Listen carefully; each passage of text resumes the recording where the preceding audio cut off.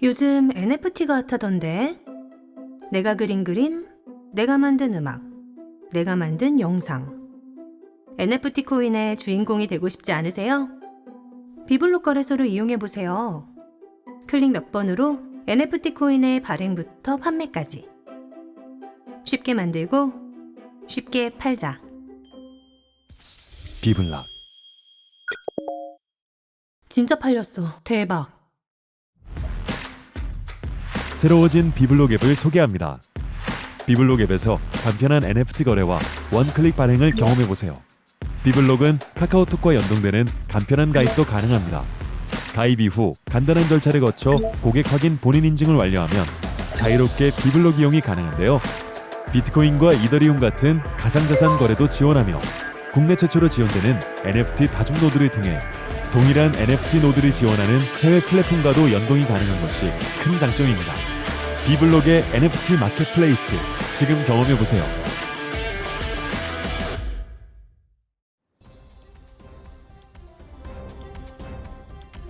안녕하십니까. 오늘 온라인 세미나 진행을 맡게 됐습니다. 머니투데이 방송 앵커 박민영입니다. 비블록 웨비나. 오늘 온라인 세미나에서 우리는 지겹도록 NFT라는 이야기를 듣게 될 겁니다. 많은 분들이 올 초만 해도 NFT라는 단어 자체가 낯설고 익숙치 않았을 겁니다. 그런데 이게 좀 연말쯤 되니 익숙해지는 시점이 왔죠. 그러다 보니 시장에서는 NFT 생태계를 성장시키기 위해서 부족한 것은 무엇인가를 고민하기 시작했습니다. 그리고 여러적인 제도적 보완점에 대해서도 논의가 시작됐죠. 자, NFT. 이것이 바로 디지털 저작권의 문제, 그 논란 속에 해법이 될 수 있다라고 시장에선 말하고 있습니다. 오늘 그에 대한 심도 깊은 시간을 마련했으니까요. 이 시각 즐겨주시길 바랍니다.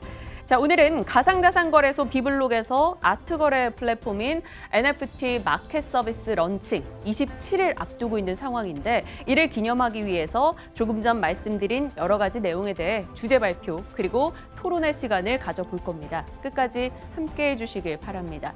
오늘 5분의 연사 그리고 온라인 세미나 시청해주고 계신 여러분들과 함께 호흡하며 저희 끝까지 프로그램 이어갈 거니까요. 같이 진행해 주시고요.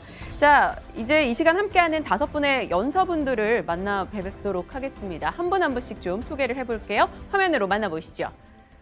자, 첫 번째 대학교 정보보호대학원 김형중 특임 교수님 자리하셨습니다. 그리고 스타스그룹 배운철 대표님 함께하십니다. 네, 배운철 대표님의 이력 화면으로 확인하고 계시고요. 한양대학교 겸임 교수 그리고 블록체인 전략연구소 소장 자리까지 함께 이어오고 계시네요. 자, 다음 분 만나볼까요? 네, 박세진 NFT 아티스트 자리하셨습니다. 현대 미술 화가가 NFT 아트를 하는 이유 및 고충에 대해서 또 오늘 잠시 후에 이야기해 주실 거니까요. 그 부분도 끝까지 지켜봐 주시길 바랍니다. 자, 이어서 법률사무소 제2 박주희 대표 변호사님 오셨습니다. 지금 법률사무소 제2 대표 변호사이시고요. 예술법 커뮤니티 부위원장이자 서울지방변호사회 대변인 역을 맡고 계십니다. 자, 이어 다날 엔터테인먼트 전략기획본부 김욱 상무님도 함께 하십니다. 디지털 콘텐츠 NFT 마켓 뉴 비즈니스로 각광받을 것이다. 잠시 후에 또 어떤 이야기 해주실지 기대가 되는데요. 이분들 한 분 한 분씩 만나 뵙도록 하겠습니다. 자, 비블록 웨비나. 오늘 5분의 연사 주제 발표를 이어가도록 할 텐데요. 각 연사 한 분당 15분 정도의 시간이 주어질 겁니다. 정말 어디서도 듣지 못할 귀한 이야기들을 풀어주실 거니까요. 끝까지 함께 시청해 주시길 바랍니다. 우선 첫 번째 분 만나 뵈야겠죠. 고려대학교 정보보호대학원 김형중 특임 교수님께서 또 귀한 발표 도와주시겠습니다. 지금 함께 하시죠.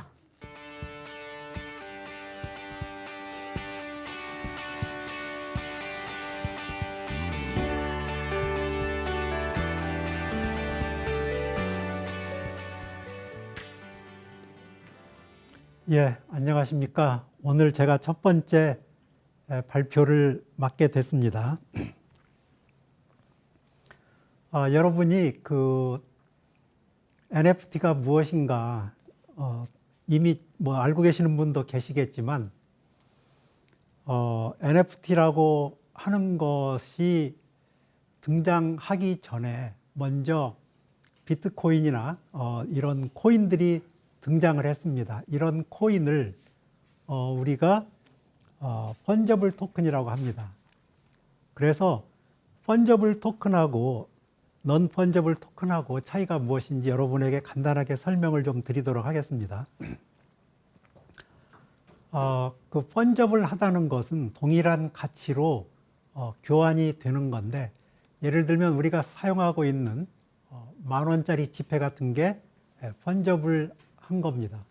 우리가 10,000원짜리 지폐는 그 지폐에 뭐 더러운 것이 묻어 있건 또는 그게 좀 찢어졌건 항상 동일한 가치를 가지고 있는데, 넌 펀저블 토큰은 토큰 하나하나가 다 특성이 달라서 동일한 가치로 교환이 되지 않는 것을 말합니다. 우리가 이런 토큰 얘기를 하게 된 것은 이더리움 때문에 그런데, 이더리움이 출연한 이후에 2015년 11월 19일 날 ERC20이라고 하는 펀저블 토큰을 발행하는 이런 스마트 컨트랙이 만들어졌습니다. 그래서 이런 스마트 컨트랙을 바탕으로 해가지고 여러 가지 토큰이 만들어졌는데, 뭐 체인링크라든지 메이커, 루프링, 테더 이런 것들이 만들어졌습니다. 그리고 2018년 1월 24일 날 ERC721이라고 하는 넌 펀저블 토큰 스마트 컨트랙이 만들어졌는데, 사실은 이 스마트 컨트랙이 세상에 알려지기 전에 크립토키티가 세상에 출연하면서 NFT의 시대를 열었습니다. 그래서 우리가 비교를 해보면 ERC20은 펀저블 합니다. 그런데 ERC721은 그렇지 않고, 또 중요한 성질 중에 하나가 뭐냐면, 우리 그 펀저블한 토큰은 우리가 금액을 이렇게 쪼개가지고 거래를 할 수가 있습니다. 그런데 ERC721은 쪼갤 수가 없습니다. 물론 앞으로 이제 쪼갤 수 있는 그런 그 표준도 이제 만들 수 있겠지만, 그래서 지금은 우리가 그 NFT를 만들게 되면 통째로 하나를 팔거나 아니면 동일한 것을 여러 개 팔거나 아니면 작품을 여러 개로 쪼개가지고 그 부분을 팔거나 이런 식으로 하지, ERC721을 쪼개지는 않습니다.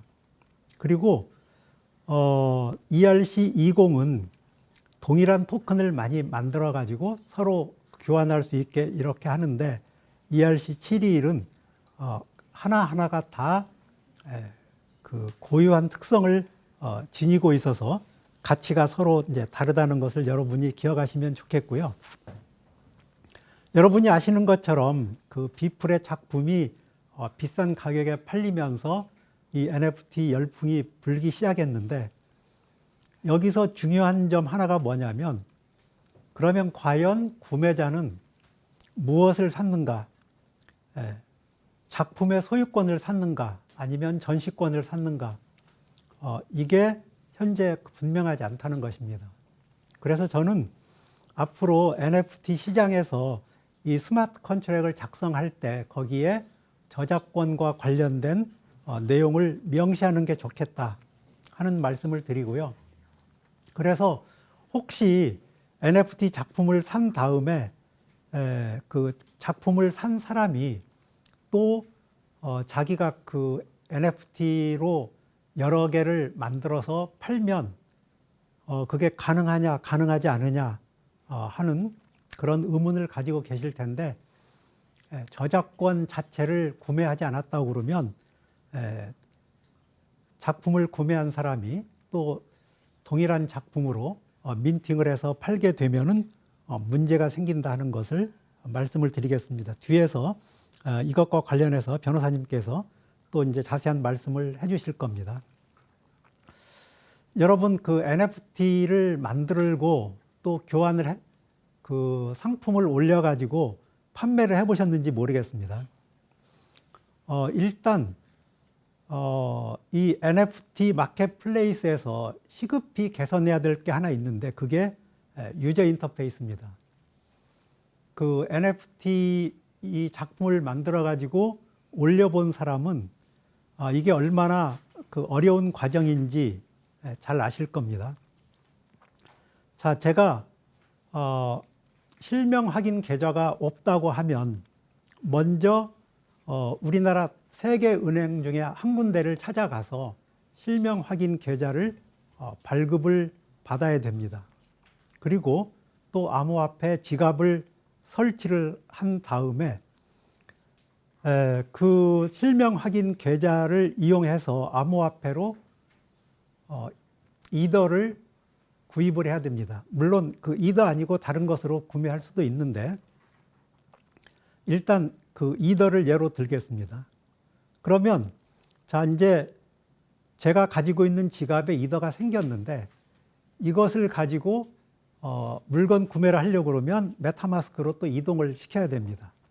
그리고 NFT 작품을 오픈시에 제가 이제 올리는데 이 과정이 왜 필요하냐 그러면 작품을 올릴 때 비용이 들기 때문에 그렇습니다. 그러면 또 작품을 사려고 하는 사람은 어떻게 해야 되느냐? 마찬가지로 암호화폐를 구매를 해야 됩니다.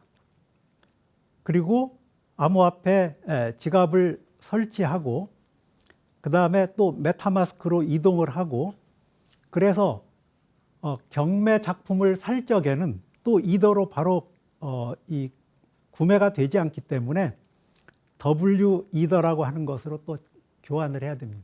이런 복잡한 과정을 거쳐야 되기 때문에 대부분의 사람들이 작품을 올리기도 힘들고 또 가서 구매하기도 어렵습니다. 그래서 최근에 모 신문 그 타이틀 중에 재밌는 게 하나 있어서 제가 여기 소개를 하는데 디지털 고려장. 그래서 노인들에게는 이 작품을 구매하고 하는 것이 너무나 어렵다. 그래서 이런 유저 인터페이스를 좀 시급히 개선해 줬으면 좋겠다 하는 말씀을 제가 이제 드립니다.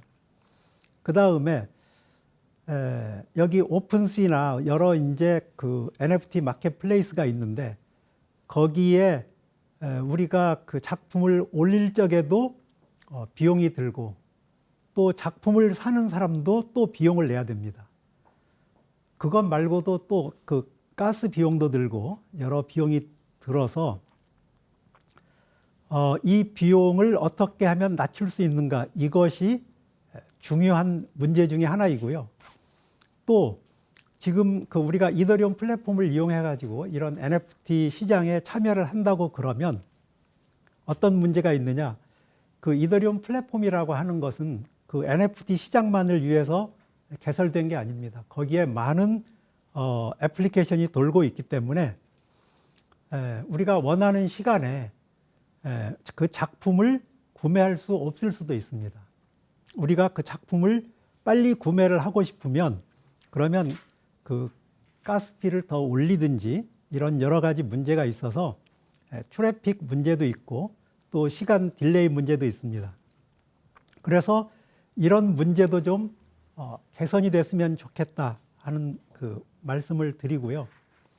그 다음에 우리가 작품을 살 적에 우리가 산 작품이 작가의 작품인지 아니면 AI가 만든 작품인지 이런 거에 대해서도 우리가 생각을 해봐야 되는데 여기 보시면 이게 그 인공지능을 이용해 가지고 작품을 만드는 그런 그 사례입니다.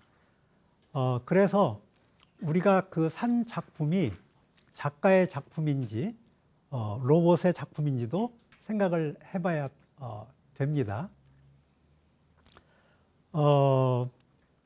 제가 앞에서부터 다시 좀 제가 건너뛴 부분을 다시 이제 설명을 좀 드리도록 그렇게 하겠습니다. 우리가 그 작품을 만드는 사람들에게 여러 가지 편리한 도구가 필요한데 최근에 그 프로그래머블 아트웍이라고 하는 이런 분야가 생겼습니다. 그래서 이건 뭐냐면 사람이 작품을 만들지 않고 로봇을 이용해 가지고 많은 작품을 만드는 그런 그 프로세스입니다.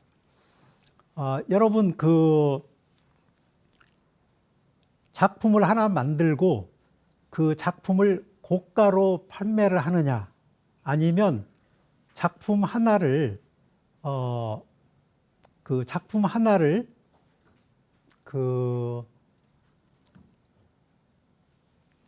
이제 여러 개 올려가지고 서로 다른 가격으로 이제 옥션을 하느냐, 이런 방법이 있는데, 이 경우에는 작품은 하나입니다.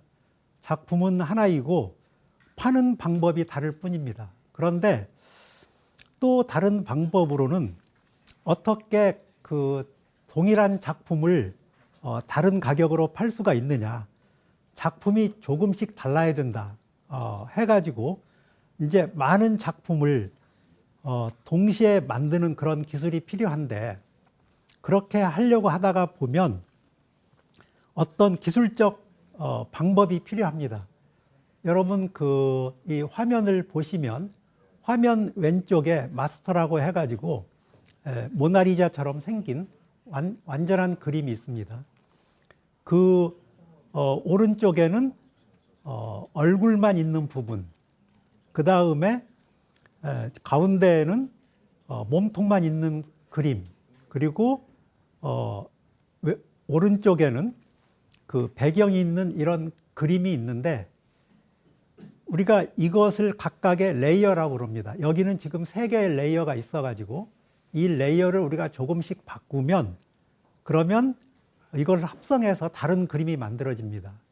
여러분 오른쪽 위에 보시면 그 완성된 그림이 있는데, 그 가운데하고 아래편을 보면 배경이 이게 다른 것을 보실 수 있습니다.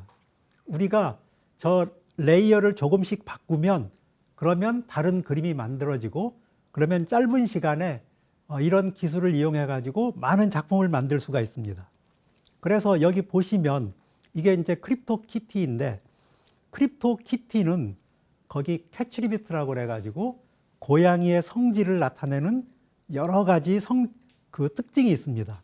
예를 들어서 털 색깔, 뭐 입의 모양, 눈 모양. 그래서 이런 여러 가지 그 성질을 레이어별로 구분을 해가지고, 그래서 매번 다른 특성을 가진 고양이를 생성해내는 것입니다. 이렇게 함으로써 지금까지 그 수십만 개의 고양이가 탄생이 됐는데 동일한 고양이가 없습니다. 그래서 이런 레이어를 이용해 가지고 작품을 만들 수 있어서 마켓플레이스를 제공하는 곳에서는 이런 도구도 제공을 해주면 좋겠다 하는 말씀을 드리고요. 그 다음에 이렇게 로봇을 이용해 가지고 작품을 만드는 이런 세상이 됐습니다. 그래서 이런 경우에는 이게 사람이 만든 작품인지 로봇이 만든 작품인지, 그래서 이게 정당한 가치가 있는 것인지 이런 의문을 가질 수도 있는데, 그래서 작품을 마켓플레이스에서 제공을 해줄 적에는 이런 내용을 좀 명확하게 해가지고 사람들이 작품을 선택할 때 확실한 정보를 가지고 고를 수 있도록 이런 조치를 좀 해주시면 좋을 것 같습니다. 이것도 그 인공지능 이런 기술을 이용해 가지고 작품을 만든 이런 사례입니다. 이것도 마찬가지로 대학의 연구실에서 이런 작품을 만들어 가지고 제공을 하고 있습니다. 그래서 NFT 시장이라고 하는 것은 우리가 생각하는 것보다 굉장히 다양성을 가지고 있습니다. 그래서 정부에서도 이 NFT 시장을 대할 때 이것을 가상자산이라고 보아야 될 것이냐, 아니면 금융상품이라고 보아야 될 것이냐, 아니면 진짜 이것은 예술작품이라고 볼 것이냐 하는 여러 가지 고민을 안고 있습니다. 그래서 정부에서 이것을 당장의 규제를 할 것이냐 말 것이냐 여러 가지 그 고민이 있는데 이런 그 고민을 우리가 이번 그 기회를 통해서 좀 논의해보고 좋은 방안을 찾을 수 있는 기회를 마련했으면 좋겠습니다. 자, 또 후속으로 좋은 발표들이 있을 것이니까 기대하시면서 들어주시면 감사하겠습니다. 네, 감사합니다.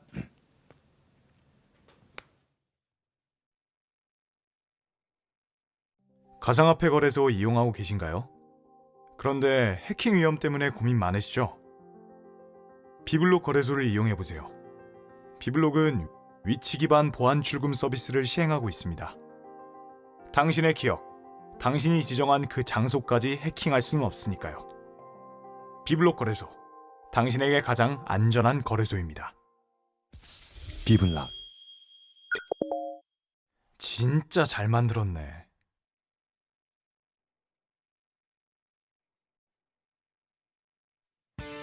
네.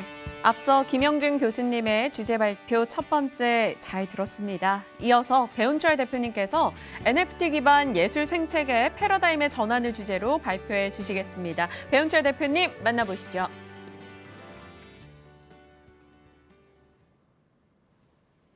네, 반갑습니다. 저는 NFT 기반 예술 생태계 패러다임의 전환에 대해서 말씀드리겠습니다.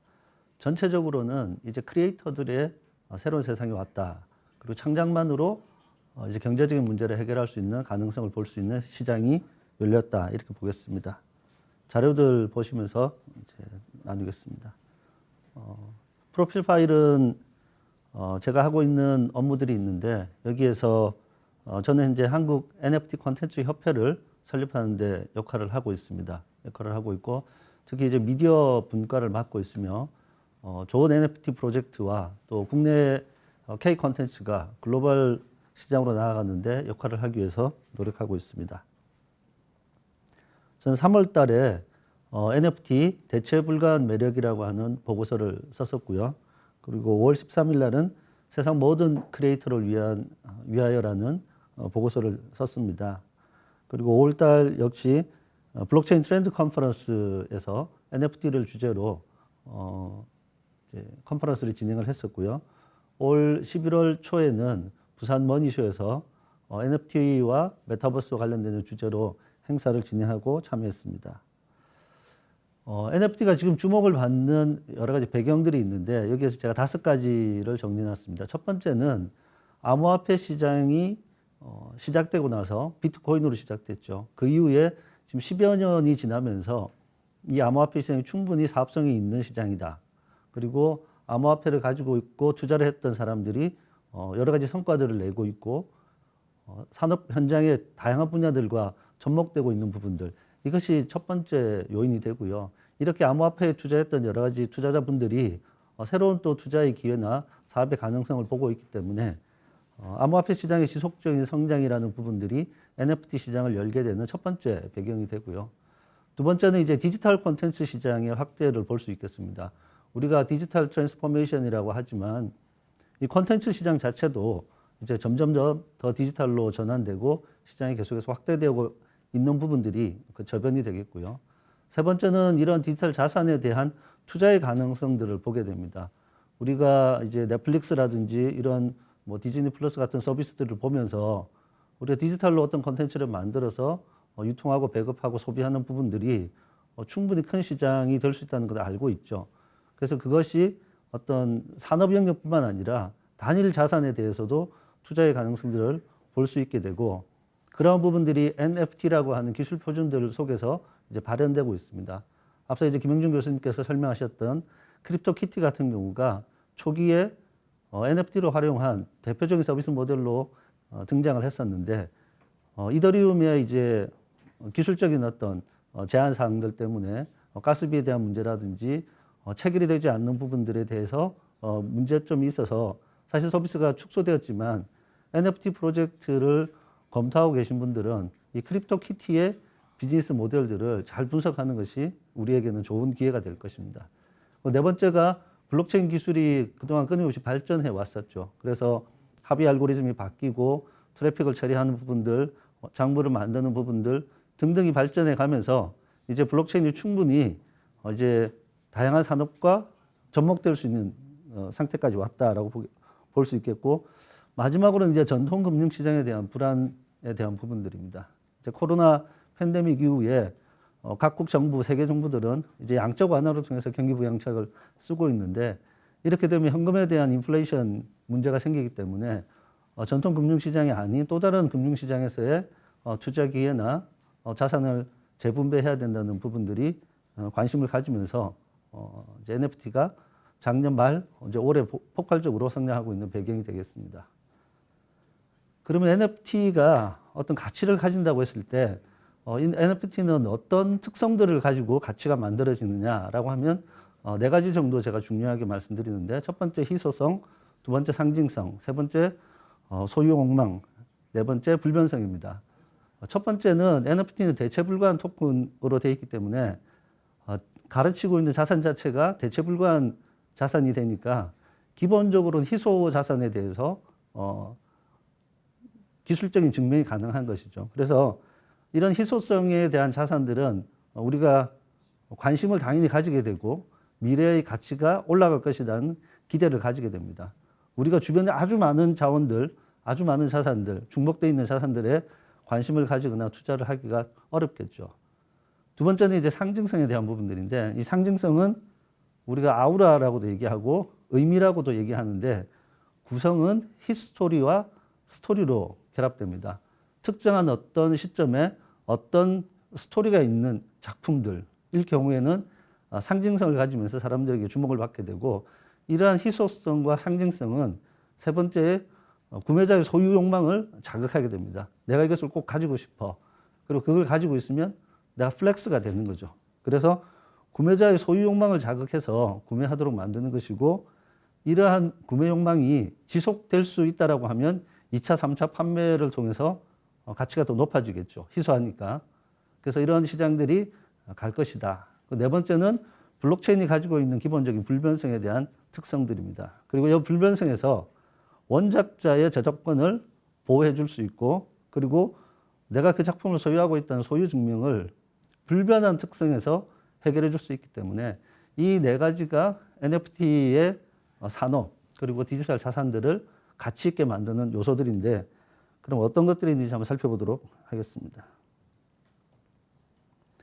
지금까지 나와 있는 거래가 되었던 NFT 거래 중에서 거래액이 가장 컸던 것들부터 좀 정리를 해보면, 역시 단연코 높은 가격대가 비플의 에브리데이라는 작품이었고요. 그 아래쪽으로는 쭉 보시면 알겠지만 크립토 펑크 작품들이 거의 대부분의 순위를 차지하고, 중간에 비플의 크로스로드라는 작품이 있습니다. 올해 이 구조가 바뀌지는 않는데, 아마도 2022년도에는 비플의 첫 번째 에브리데이라는 작품을 능가하는 거래가 등장할 것이고, 그렇게 되면서 이 NFT에 대한 최고 기록들이 계속 갱신돼 나갈 것이다. 그리고 또 크립토 펑크 이외에 다양한 작품들이 최고액을 달성하면서 순위에 올라올 것이라고 기대하는데, 비플 에브리데이라는 작품은 크리스티라는 오프라인 경매소에서 이제 판매가 됐고요. 하나로는 835억 정도에 팔렸습니다. 그리고 비플은 이로써 생존 작가 중에서는 세 번째로 비싼 작품을 창작한 예술가로 등극을 했고, 비플이라는 것도 이제 예명이죠. 그런 봉제형 같은 장난감 인형에서 따온 이름이고, 본명은 마이클 윙켈만입니다. 그래서 NFT 작가 중에서는 예명을 쓰는 작가들이 상당히 많아질 수 있다. 이건 약간 밈이나 커뮤니티의 특성들을 가지게 되는데, 그것이 어떤 예명을 쓰면서 상징성을 만들어내고 스토리를 만들어내는 부분들이 있습니다. 그리고 이 작품을 구매한 사람은 메타코반이라는 사람인데, NFT 펀드를 운영하는 펀드 창립자입니다. 그리고 본명은 따로 있고 인도분이죠. 그런데 이 메타코반 자체도 이제 이 작품을 사면서 NFT 시장에 대한 어떤 상징성을 던져주죠. NFT라는 작품이 가지고 있는 가능성과 미래에 대한 부분들을 이런 놀라운 금액의 거래라는 것으로 보여주고 있는 것이고, NFT는 예술사의 다음 장이다. 이렇게 비플이 얘기를 했습니다. 이 작품의 에브리데이는 첫 5,000일 동안 비플이 작업했던 작품들을 모자이크 방식으로 모아서 해놓은 거죠. 그래서 이 작가의 5,000일 동안의 노력들이 하나의 모자이크된 작품으로 재창조됐고 작가 자신의 스토리를 담은 작품이라고 볼 수 있습니다. 두 번째는 그라임스가 했던 원인프라는 작품인데요. 그라임스는 잘 아시는 것처럼 일론 머스크의 아내이자 가수입니다. 이 크립토 산업에서 일론 머스크가 참 말이 많죠, 그죠? 이렇게 도지코인 얘기하면 30% 오르고 뭐 이런 얘기들인데 일론 머스크의 아내라는 것만으로 이제 스토리가 만들어지는 거죠. 그리고 원인프라는 이 작품을 보면 이 작품 자체에서 아기 천사들이 등장하고 이 행성에 대한 배경들이 화성이라는 부분들입니다. 그러니까 일론 머스크는 화성 가고 싶어 하고 아내는 화성을 주제로 작품을 그리고 이러한 얘기들이, 이러한 작품의 배경들이 이제 커뮤니티 생성하는데 얘기가 이렇게 도는데 충분히 좋은 스토리들을 제시해주고 있습니다. 그래서 셀럽이 가지고 있는 자신의 유명세와 어떤 주제의식이 결합된 형태의 작품으로 볼 수 있겠습니다. 다음은 이제 월드와이드 웹을 창시한 팀 버너스리의 The This Changes Everything이라는 작품인데 이거는 이제 2021년 6월 23일 날 소스 코드를 경매한 내용입니다. 1만 줄 정도의 웹 초창기 소스 코드를 입력하는 영상 30분짜리 영상하고 이 소스 원본 파일 그리고 버너스리의 편지를 담은 내용들을 NFT로 발행했는데 일주일간 경매에서 65억 원에 판매됐습니다. 이 팀 버너스리라는 사람이 가지고 있는 상징적인 의미, 웹을 창시한 창시자, 그리고 그 웹을 창시했을 때 썼던 때 첫 번째 코드, 이러한 부분들이 역사적 사건, 어떤 핵심 인물의 스토리들이 결합돼서 판매가 되는 작품이고요. 우리가 너무 잘 아는 작품 중에는 이세돌과 알파고의 바둑 대결 있습니다. 국내에서 발행됐던 거고요. 5국을 두게 되는데 제4국에서 이제 이세돌이 인간 바둑 기사로는 인공지능 바둑 기사를 처음이자 마지막으로 이기게 됩니다. 그래서 알파고 구글 딥마인드 챌린지 매치가 16년 3월 13일 날 있었습니다. 그리고 100의 78수, 100의 78수가 이제 신의 한 수가 되어서 이제 오른쪽 화면에 오픈시에 있는 그 스틸 화면에도 있는 것처럼 이제 알파고가 돌을 던지는, 졌다라고 돌을 던지는 그 역사적인 장면이고 의미가 있는 거죠. 그래서 62더니까 하나로 약 2억 5천 정도에 낙찰이 됐고요. 이걸 구매한 사람의 그 당시 오픈시 아이디는 두한 캐피탈로 되어 있습니다. 그리고 이제 프로필 들어가 보면 이제 김두한이라는 닉을 쓰고 있거든요. 그래서 한국인이 구매한 것으로 보고요. 그러면 뒤에 이제 캐피탈이 붙어 있기 때문에 이제 이분이 금융 쪽에 관련되신 분일 가능성이 좀 있어 보이는 거죠. 뭐 뒷 배경은 또 두겠지만 이렇게 이세돌이 둔 바둑 5판 중에 알파고를 이긴 4번째 판만이 그 희소성에서 상징성을 가지면서 가치를 만들어낸다는 거죠. 5번의 대국이 다 희소하죠. 그것 이외에 다른 뜬 게 없으니까. 그렇지만 4번째에 알파고로 이겼다는 이 의미들이 역사적으로 스토리를 만들어서 가치를 만들게 됩니다. 국내 또 다른 사례 중에 하나는 간송미술관에서 발행한 훈민정음 회례본입니다. 국보 70호고요. 100개의 NFT로 만들고 개당 1억씩에서 100억짜리 프로젝트의 내용들입니다. 이걸 발행하면서 이제 수익금을 미술관 운영 자금과 문화재 연구 기금으로 활용하겠다라고 이제 발표를 했었고요. 그리고 이것이 문화재 상품을 임의로 NFT로 발행하는 것이 적절한가 이런 얘기들이 좀 있었는데 이 건에 대해서 김현모 당시 문화재청장 이제 10월 15일 날 국정감사에서 국보 훈민정음 회례본 NFT 제작이 문화재를 대중화하는 측면이 있다 이렇게 말씀을 하셨어요. 그리고 이런 부분들에 대해서 다른 분들이 많이 동의해 주셨어요. 그래서 훈민정음 회례본의 발행 부분들은 뭐냐면 내 훈민정음 회례본을 소유하겠다는 소유 욕망보다는 내가 이런 중요한 문화재에 대해서 내가 후원하겠다는 마음이 있는 겁니다. 그래서 후원과 기부라는 측면에서 NFT의 어떤 발행 자체를 확장시킨 사례로 볼 수 있고, 제가 기회가 되면 이제 해외 쪽 미디어들이랑 이제 제휴를 해서 저희 협회 쪽을 통해서 이런 국내 사례들을 이런 의미를 담아서 좀 전파하고 확산시키려는 계획들을 가지고 있습니다. 다음은 이제 윤송아 작가의 낙타의 꿈이라는 거래인데 배우 겸 화가로 활동을 하고 있고요. 올해 11월 6일 날 백스코 행사에서 이제 1억에 낙찰이 됐습니다. 윤송아 작가는 2013년 파리 루브르 박물관에 한국인 최연소로 일단 전시를 했었고요. 그리고 이 작품은 14년도 SBS 드라마 괜찮아 사랑이야의 배경으로 등장했던 작품입니다. 그리고 작품은 낙타와 달, 낙타와 해 두 가지가 있는데 하나는 1억에 팔리고 하나는 2천만 원에 팔렸습니다. 근데 이게 이제 한 작가가 같은 주제로 두 개의 작품을 그렸는데 하나는 1억의 가치를 받고 하나는 2천만 원의 가치를 받았는데 사실 이 부분에 대해서는 저희가 조금 더 생각할 부분이 있는 것 같아요. 다만 이제 어떤 거냐면 원래 이제 미술을 전공한 이 윤송아가 그 작품을 루브르에서도 걸었던 기록이 있고 그것이 드라마에서도 나왔던 배경으로 있었고 한 이 부분들이 이제 나중에 작품을 나중에 소개할 때는 이런 히스토리와 배경들을 가지고 있는 작품입니다 라고 얘기할 수 있는 스토리를 가지고 있는 거죠. 그래서 많은 셀럽들이 이제 미술 쪽 하시는 분들 많으시잖아요. 또 작품 활동 하시는 분들 많은데 첫 번째는 셀럽이기 때문에 유명세를 가지고 있다는 장점은 있는데 그 작품에 대한 여러 가지 스토리들을 잘 만들어내거나 그 스토리들을 통해서 대중들에게 인식시키는 작업들이 매우 중요하다. 그래서 저희가 보는 여러 가지 NFT 프로젝트들은 이런 스토리들을 만들어내는 것, 상징성을 부여하는 것, 그렇게 해서 구매자들로 하여금 본인의 소유 욕망을 충분히 만족시킬 수 있는 그런 작업들이 병행돼야 되겠다는 것이 제 생각입니다. NFT 시장의 상위 기업들을 보시면 메타버스 영역, 게임, 예술, 스포츠, 수집 영역이 있는데 왼쪽 위는 많이 보신 것처럼 디센트럴랜드, 가운데 샌드박스 이런 프로젝트들이 이제 핫하게 올해 갔었죠. 그리고 오른쪽 위에 보면 게임 쪽에는 엑스 인피니티가 있습니다. 엑스 인피니티는 이제 플레이 투 언 모델로 완전히 각광을 받고 있죠.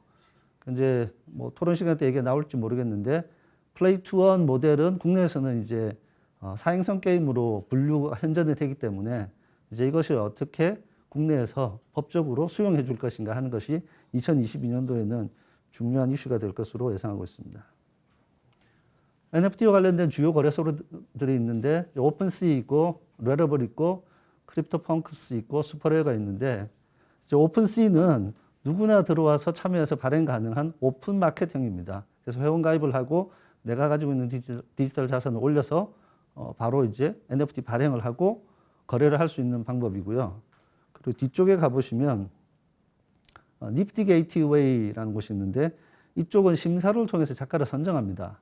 그러니까 앞서 얘기했던 여러 가지 작품들이 저작권에 대한 문제들 또는 이것이 NFT로 발행하는 것에 대한 권한을 가지고 있는 건지에 대한 이슈들이 있습니다. 그래서 지금 이제 나와 있는 거래소들은 오픈마켓형으로 가거나 아니면 작가를 심사해서 그 확인된 작품들만 올리는 이런 작가 선정형으로 되어 있는 마켓이 있습니다. 그래서 여러분들이 어떤 마켓인지 여러분들이 정확하게 좀 알고 가셔야 되고요. 오늘 이제 중간중간 나오게 되는 비블록의 NFT 마켓플레이스는 어떤 특성이 있는지 여러분들이 좀 잘 아시면 앞으로 NFT를 거래하는데 도움이 되실 것 같고요.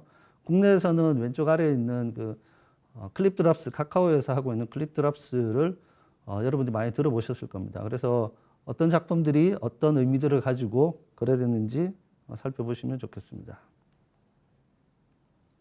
네. 제가 이제 NFT 시장이 그럼 앞으로도 성장할 것이냐, 성장을 한다면 어떤 조건이 필요하냐라고 봤을 때 첫 번째는 지속적인 소유 욕망으로 투자 가치가 유지되는가라는 부분들인데 이제 여러분들이 어떤 NFT를 구매하신 분도 있고 구매 예정인 분도 있을 텐데 이걸 생각하시면 됩니다. 내가 이 작품을 사는 마지막 사람이 될 것인가 아니면 내가 이 작품을 산 첫 번째 사람이 될 것인가가 다른 거죠. 내가 이거 샀는데 내 뒤에 살 사람이 아무도 없다라고 하면 이 NFT의 가치는 내가 샀던 가치의 금액만큼 유지되는 게 아니라 가치는 제로가 됩니다. 어제도 모임에서 질문이 나왔는데 제가 50만 원에 산 NFT는 50만 원의 가치가 있나요? 그래서 제가 그 다음 사람이 살 사람이 아무도 없다라고 하면 그건 영원입니다. 왜냐하면 거래가 안 되니까. 그죠? 그래서 여러분들은 어떤 작품들을 볼 때 제가 앞서 얘기했던 희소성, 상징성, 소유 욕망, 불변성이라는 것들을 볼 때 앞으로 이것이 계속해서 지속적으로 소유 욕망을 가질 만한 것인가인데 우리 주변에는 이런 소유 욕망을 자극하는 자산들이 너무너무 많이 있습니다. 그러한 모든 오프라인 자산과 디지털 자산들이 NFT로 갈 것이고 NFT 시장이 성장하기 위해서는 지속적인 소유 욕망이라는 가치를 만들어낼 수 있어야 된다는 게 첫 번째 조건이고 두 번째는 이제 NFT 생태계라고 하는 커뮤니티가 확장돼야 되는데 우리가 이제 도지코인 같은 경우가 뭐냐면 밈 코인이라고 하거든요. 저게 뭐 하는 프로젝트에 무슨 코인이지라고 하는데 그걸 추종하고 따르는 많은 커뮤니티와 코인 홀더들이 있는 건데 그 현상을 어떻게 설명할 거냐라고 하면 그걸 좋아하는 사람들이 있는 거죠. 그리고 그 사람들은 거래를 합니다. 전 세계적으로. 그래서 NFT는 어떠한 형태의 생태계와 커뮤니티를 만들어내는 것이 아주 중요합니다. 한두 개의 거래가 일어났다. 이것은 이제 시장을 만들어가는 초기 단계고요. 그것을 거래하고 그러한 작품들에 관심이 있는 사람들의 볼륨이 얼마나 되느냐. 그것이 이제 크립토 펑크라는 프로젝트에서 우리가 알 수 있는 거죠. 세 번째는 그럼 결국 투자자들이 많이 늘어날 텐데 결국 투자자 보호를 위한 기술 발전과 제도적 보완이 따라가야 된다. 네 번째는 이 NFT 시장은 NFT로 끝나는 것이 아니라 우리가 자주 얘기 듣고 있는 메타버스 세상과 연결된다. 메타버스에서 생성된 모든 디지털 자산들은 NFT화 될 것이고 그 안에서 지급 결제 수단으로 NFT를 이용하는 것이 가장 효과적인 현재의 방법이다라고 보고 있습니다. 그래서 NFT는 필연적으로 메타버스와 연계될 것으로 보고 있고 P2E라고 하는 게임에서 플레이 투 원 하고 있는 모델들은 기본적으로 메타버스와 많이 닮아 있습니다. 그리고 게임을 하던 회사들이 메타버스 영역으로 가는 이유도 그러하고요. 그래서 이 P2E 모델과 메타버스와 NFT는 서로 유기적으로 상호작용을 하면서 시장을 키워갈 것이다. 그리고 다섯 번째 제가 얘기하는 것은 스토리인데 상징성에 대한 부분들입니다. 그래서 NFT 시장은 어떤 스토리를 가지고 있는 디지털 자산 또는 디지털 작가 또는 디지털 아티스트들 저는 이제 NFT 크리에이터라고 하는데 우리가 유튜브 시장이 생기면서 유튜브 전용 크리에이터들이 생겨난 것처럼 NFT 시장에는 NFT에 적합한 NFT 크리에이터들이 등장하고 각광을 받고 시장에서 환호를 받을 것이다 이렇게 생각을 하고 있습니다. 그래서 이런 스토리들을 많이 만들어내는 것이 시장이 확장되는데 성장하는 데 중요한 조건이 되겠습니다. 네. 그리고 NFT를 가지고 있으면 뭘 하지라고 하는 부분에서 이제 NFT를 가진 사람들은 접근할 수 있는 그런 시크릿 네트워크라는 프로젝트가 있는데 토큰이 이제 입장권처럼 작동하는 프로젝트가 있어서 제가 관심을 가지고 있고요. 전통 NFT와 시크릿 NFT가 어떤 차이가 있는지 보시면 되겠습니다. 그래서 여러분들은 블록체인 기반의 NFT가 향후 장기적으로 메타버스와 어떻게 연결되는지 조금 살펴보시면 좋겠고 저희 회사 또한 이런 구조에서 NFT를 바라보고 있습니다. 그래서 여러분들이 본 행사에서 세미나를 들으시면서 NFT에 대한 시장이 어떠한지 잘 이해하고 또 그 시장에서 여러분들이 어떤 역할을 할 수 있을지 잘 판단하는 기회가 될 수 있기를 바랍니다. 제가 준비한 내용은 여기까지입니다. 고맙습니다.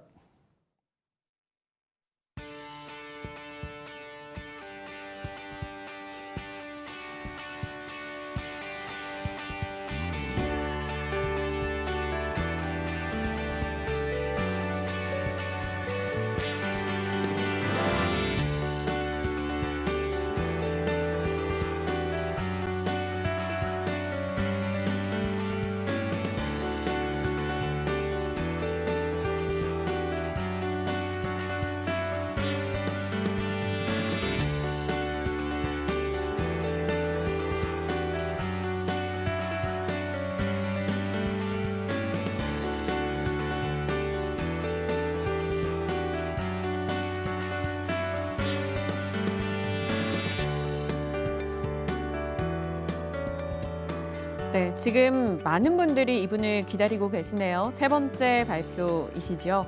8AM의 박세진 NFT 아티스트님을 모셨는데요. 현장에서 지금 파도를 직접 만들고 계십니다. 견고한 팬층을 보유하고 계시고 자신만의 아이덴티티를 담아낸 작품을 계속해서 소개해 주시는데 이 현대미술 화가가 NFT 아트를 하는 이유 그리고 고충을 주제로 발표해 주시겠습니다. 작가님 지금 만나보시죠.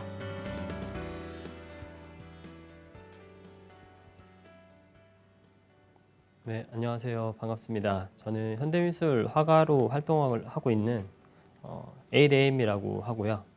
지금 오늘 저는 이 자리에서 이제 그 NFT 아트를 하는 이유와 그리고 제가 두 가지 영역을 다 활동을 하면서 느끼는 그 고충에 대해서 말씀을 드리려고 섰습니다. 일단 제 소개를 간단하게 하자면 저는 대중문화로부터 많은 영향을 받아서 지금 회화 작업을 10년 동안 이어오고 있고요. 그리고 이 작업을 바탕으로 다양한 기업과 브랜드와 콜라보레이션 또는 이제 협업을 통해서 대중들에게 작품을 선보이고 있습니다. 저는 현대미술을 하면서 되게 저 자신으로부터 영감을 많이 받았다고 한다면 과거에는 대부분 이제 내면에 있는 그 이미지들을 도상으로 표현을 했었고요. 지금은 그것보다는 좀 더 외부로 나아가서 그 제가 아닌 우리 사회나 주변의 이야기들을 아트웍으로 풀어내고 있는 과정에서 이런 NFT라는 것을 알게 됐습니다. 지금 보시는 작업들은 대부분 이제 저희가 피지컬 아트라고 하는 페인팅의 영역에 있는 회화 작업이고요. 대부분 이제 현대인의 도상이나 아니면 제가 생각하는 이 사회적인 이야기들 혹은 창작자로서 가져야 되는 그런 애티튜드에 대해서도 작업을 많이 풀어내고 있습니다. 제가 이런 작업을 긴 시간 동안 꾸준히 하면서 지금 활동하고 있는 영역에서도 충분히 활발하게 그러니까 좋은 성과를 내고 있고 그 성과에 더불어서 또 더 많은 분들이 저를 찾고 계시는 와중에서도 이 NFT라는 영역을 선택하게 된 것은 지난 2월이 처음이었는데요.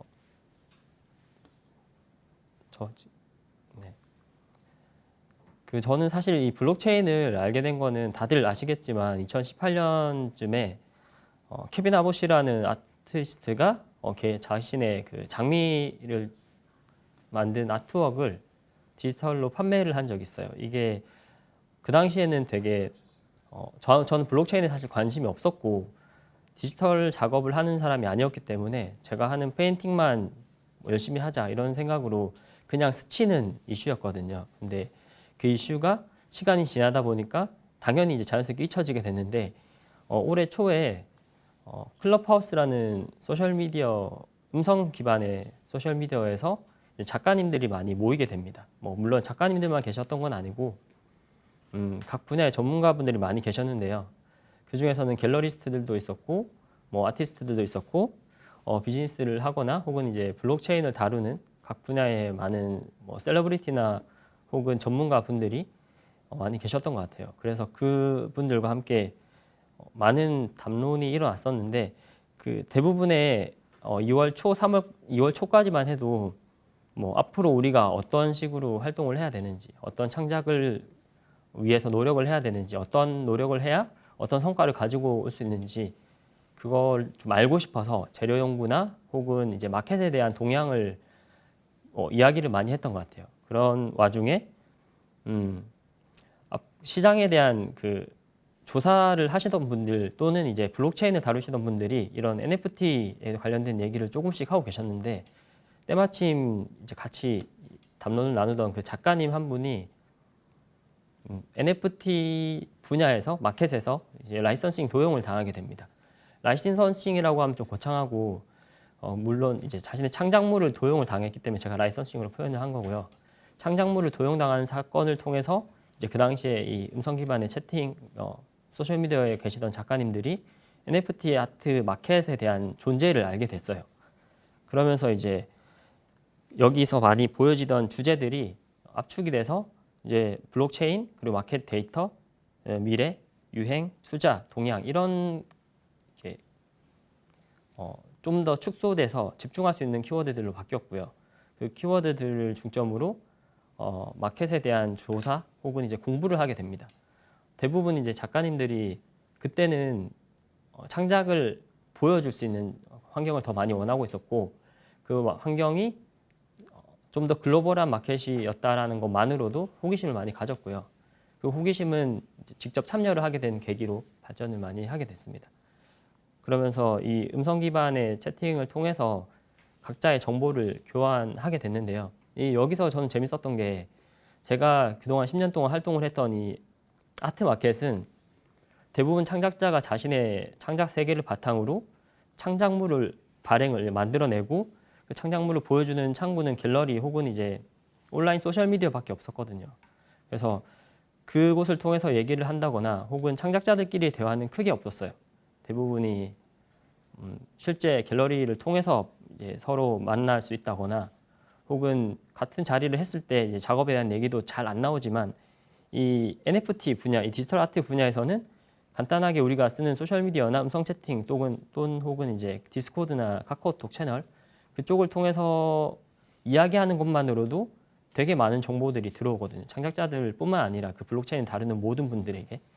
그러면서 이 시장이 점점 커지는 걸 느꼈고요.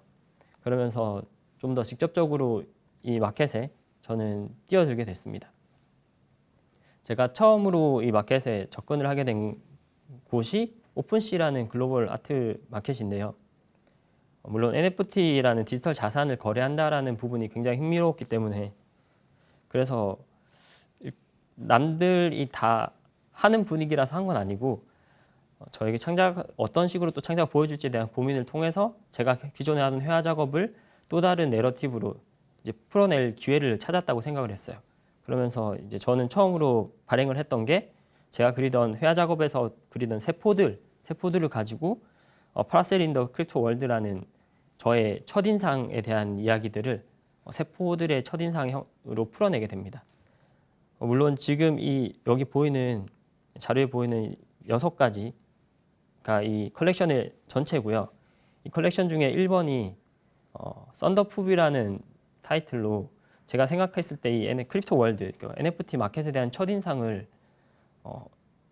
인상 깊었다라는 이야기로 풀어내는데요. 말 그대로 썬더푸이라는 제목으로 해서 더 많은 관심이 있었던 것 같아요. 그래서 처음에 3월 초에 발행한 이 작품은 너무나 감사하게도 많은 사랑을 받았고 작품 가격이 0.02 이더리움에 판매가 됐던 것들이 지금 최근에는 0.3에도 거래가 된 적이 있고요. 지금은 이제 그걸 보고 내놓으신 분들이 0.2 이렇게 내놓은 화면을 보고 계십니다. 아까 제가 잠깐 말씀드렸지만 현재 제가 겪었던 미술 시장에서는 갤러리와 아티스트의 관계가 공생의 관계였어요. 말 그대로 갤러리가 할 수 있는 것들, 아티스트가 할 수 있는 것들 이것들을 같이 합쳤을 때, 이 힘을 합쳤을 때 또 다른 프로모션이 일어나거나 혹은 이벤트가 생기거나 그래서 전시회를 해서 작품을 보여줄 수 있는 기회 혹은 이제 아트페어를 해서 작품을 판매할 수 있는 마켓 그리고 또 다른 이제 프로모션을 통해서 기업과의 콜라보레이션을 끌어낼 수 있는 그러면서 갤러리와 아티스트가 같이 수익을 기대할 수 있는 부분들을 만들어내고 그로 인해서 아트 컬렉터들에게 작품을 보여주게 된다거나 컬렉터들을 또 보유하게 되고 이런 기회를 가졌다고 한다면 NFT 시장에서는 마켓과 아티스트 이 둘만으로도 이 모든 과정을 만들어낼 수 있는 게 너무 흥미로웠고요. 그 마켓과 아티스트가 만났을 때 이 시장의 블록체인을 다루는 분들이 좀 더 이 투자적인 관점에서 볼 수도 있겠지만 이 컬렉터블한 아이템을 갖고 싶다라는 수집욕이 생길 수도 있거든요. 그 수집욕을 자극했던 것들이 컸다고 생각을 합니다. 물론 수수료적인 부분도 있는데 저는 갤러리와 함께 이제 활동을 하면서 50대 50이 되게 평범하고 일반적인 이야기거든요. 갤러리의 50%, 아티스트의 50%. 이거는 전 이제 몸으로 답습이 됐기 때문에 왜 이게 서로 반반인지도 이해가 가는 상황인 거고 그러면서 이제 같이 살아야 이 시장이 커진다라는 것도 알고 작가도 갤러리도 같이 성장한다라는 걸 알기 때문에 더 이 NFT 시장이 놀라웠어요. 말 그대로 마켓에서 가져가는 수수료를 제외하면 다 아티스트한테 돌아온다라는 게 정말 전 꿈 같은 얘기였거든요. 이게 뭐 그래서 다 NFT로 옮기겠다 이것은 아니고 좀 더 기존 회화 시장에서 보여줬던 그 작업들을 좀 더 다른 방법으로 보여줄 수 있는 기회를 좀 찾은 거죠. 그래서 이 갤러리에서 보여주던 이 작품들, 저는 지금 보시는 이 작품 중에 갤러리와 아티스트 쪽에서 보여지는 저 작품은 회화 작업이고요. 이 회화 작업에서 주변에 이제 떠 있는 뭐 구나 이런 표현들, 이 도상에 들어가 있는 세부적인 표현들이 또 다른 아트웍으로 이제 재탄생돼서 NFT화되는 그런 내러티브를 만들어 가고 있습니다. 그리고 이 NFT에 대한 것들을 계속 하면서 재밌었던 것 또 한 가지가 작품의 세컨더리 세일이라는 건데요. 저희가 일반적으로 갤러리 통해서 혹은 옥션을 통해서 세컨더리 마켓에 진출을 하고 세컨더리 판매가 이루어졌을 경우에 작가는 거의 알 수가 없어요. 그 추적이 불가능하고 혹은 이제 그 갤러리스트가 혹은 뭐 컬렉터가 창고에다가 또 보관을 하게 된 경우는 추적 자체가 이제 차단이 돼 버립니다. 그러면서 내 작품이 가격이 어떻게 되는지 혹은 이 작품이 누구에게 있는지조차 확인할 수 없는데요. 그에 반해서 이 NFT 마켓은 토큰의 흐름을 다 우리가 스캔을 할 수 있고요. 그 토큰을 통해서 누가 얼마에 거래가 되는지까지 다 기록이 되어 있기 때문에 굉장히 투명한 그 시장에서 우리 작가들 또는 이제 그 컬렉터들까지 다 확인을 할 수 있다는 그런 장점이 있습니다. 이 작품은 제가 이제 기존의 페인팅 작업에서 NFT화하는 과정을 통해서 제가 표현하는 내러티브를 좀 더 쉽게 설명을 드릴 수 있어서 첨부를 했는데요. 이 뽑기 형상의 이 이미지는 저는 그 순간을 캡처한 거기 때문에 그 순간을 표현한 그림이 NFT에서는 이 순간을 표현하기 전에 장면을 보여줄 수 있다는 생각이 들어서 이 내러티브를 좀 더 설명하기 위한 작업으로 NFT로 풀었던 작업이고요. 이런 것처럼 이제 이 NFT를 통해서 제가 보여주고 싶은 서사를 보여주면서 제 것을 사고 싶어하는 사람의 마음도 이해하고 또 저도 수집을 하면서 또 즐거움을 느끼고 있는 부분이 있어요. 저는 이 수집을 통해서 작가님들한테도 추천드리는 게 내가 창작을 하는 것뿐만 아니라 다른 사람의 창작을 내가 가지는 것에 대한 재미도 굉장히 많거든요. 그래서 저는 아트 컬렉팅에 대해서도 말씀을 드리고자 합니다.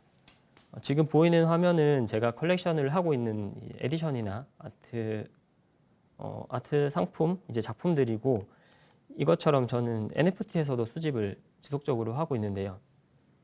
여기 보이는 PFP 프로젝트, 프로파일 픽처라고 하는 프로젝트가 있어요. 아바타 대신 쓰는 아까 앞에서도 교수님들이 말씀하셨지만 그 크립토펑크나 다른 이제 아바타를 통해서 자신의 그 펑크적인 면을 대신할 수 있는 그런 부분을 하는 프로젝트들 중에 플레이에이프라는 프로젝트를 최근에 이제 컬렉팅을 해서 카카오톡에서 저는 제 아바타로 사용을 하고 있고 그 외에도 지과자 작가님의 드로잉 또는 이제 이메이츠라고 하는 도지 사운드 클럽에서 발행한 V2 버전 2도 수집을 하고 그리고 낙타 작가님 그리고 피지컬 아트에서 유명한 존 버거맨이라는 해외 아티스트 토니 바벨 그리고 이소연 작가님 최근에 해외에서 굉장히 활발한 활동을 하고 있는 엑시 시스터즈 이 엑시 시스터즈는 엑시라는 게임을 이제 게임의 내러티브를 가지고 직접 시스터즈를 결성해서 국내 외에서 활동을 하면서 이 엑시 인피니트를 홍보를 하면서 본인들도 그 같이 활동하는 그런 그룹이라고 보시면 돼요. 마치 아이돌 같은 거죠. 그래서 이 아티스트들의 창작물을 수집을 하면서 저는 투자의 관점에 수집을 한 것도 있고 어떻게 보면은 그냥 재미로 산 것도 있어요. 재미로 산 것만 해도 이게 중요한 게 커뮤니티에 들어가게 되거든요. 그들이 만들어 놓은 커뮤니티에 들어가서 소셜라이징을 하면서 직접 그 소사이어티를 느끼고 그리고 그들이 성장을 하면서 같이 저도 성장을 하는 느낌을 받아요. 그러면서 예를 들면 개모임 같은 거면 서로 누구 집에서 장사를 하면 이렇게 한 번이라도 가서 팔아주는 그런 그 유대가 있잖아요. 마찬가지로 이런 NFT 프로젝트에서도 내가 이 NFT를 컬렉팅해서 커뮤니티에 참여를 하게 되면 서로 이 부흥을 위해서 돕는 환경이 만들어져요. 이거는 기존 미술 시장에서 볼 수 없었던 거기 때문에 굉장히 재밌게 활용을 하고 있습니다. NFT를 하면서 느꼈던 고충에 대해서 짧게 간단하게 말씀을 드리면 물론 너무 재밌어요. 재밌지만 아티스트가 해내야 될 일이 너무 많습니다. 실물 작업을 생각을 하면 작품 준비부터 이제 스케치, 기획, 페인팅 이런 것들은 너무 아티스트가 당연히 해야 되는 거지만 그 외에 뭐 도큐멘터리를 만든다든지 혹은 이제 작품 입반출, 그다음에 관리, 포트폴리오 정리 이런 것들이 작가가 다 해야 될 일들이에요. 당연히. 그리고 그 외에 공모 작업도 공모전도 출품해야 되고 소셜 미디어도 만들어야 되고. 근데 NFT를 하면서 좀 더 여기에 대한 것들보다 더 많은 것들을 해야 되는데 이게 아까 좀 전에도 말씀드린 소셜라이징이에요. 소셜 커뮤니티 활동을 하면서 이 컬렉터들과 소통을 할 수 있는 기회가 많이 생기고요. 그리고 소셜 미디어를 활용해서 내가 다음에 어떤 NFT를 발행할지, 어떤 활동을 할지에 대한 예고를 하면서 그 컬렉터들을 더 많이 보유할 수 있는 기회를 만들 수 있어요. 그래서 물론 이 모든 걸 작가가 다 해야 된다라는 건 아니지만 이걸 다 해냈을 때 NFT 아티스트로서 혹은 이제 컬렉터들도 이걸 수집할 이유를 찾게 되는 부분이 있기 때문에 저는 이 1번부터 9번까지, 1번부터 10번까지를 모두 평생 이 루틴을 돌려야 된다고 생각을 합니다. 그래서 이 부분이 이제 저는 가장 힘든 거라고 생각을 하고, 하지만 저희는 아티스트니까 다 해낼 수 있겠죠. 해낼 수 있고, 이걸 둘 다 해내려고 노력하는 이유는 금전적인 이익 물론 배제할 수 없어요. 그것도 있겠지만 이 두 가지 세상에 다 자신의 창작을 더 많이 보여주고 싶다는 작가들의 욕심이 아닐까 싶습니다. 긍정적인 욕심이죠. 저희가 준비한 이야기는 여기까지고요.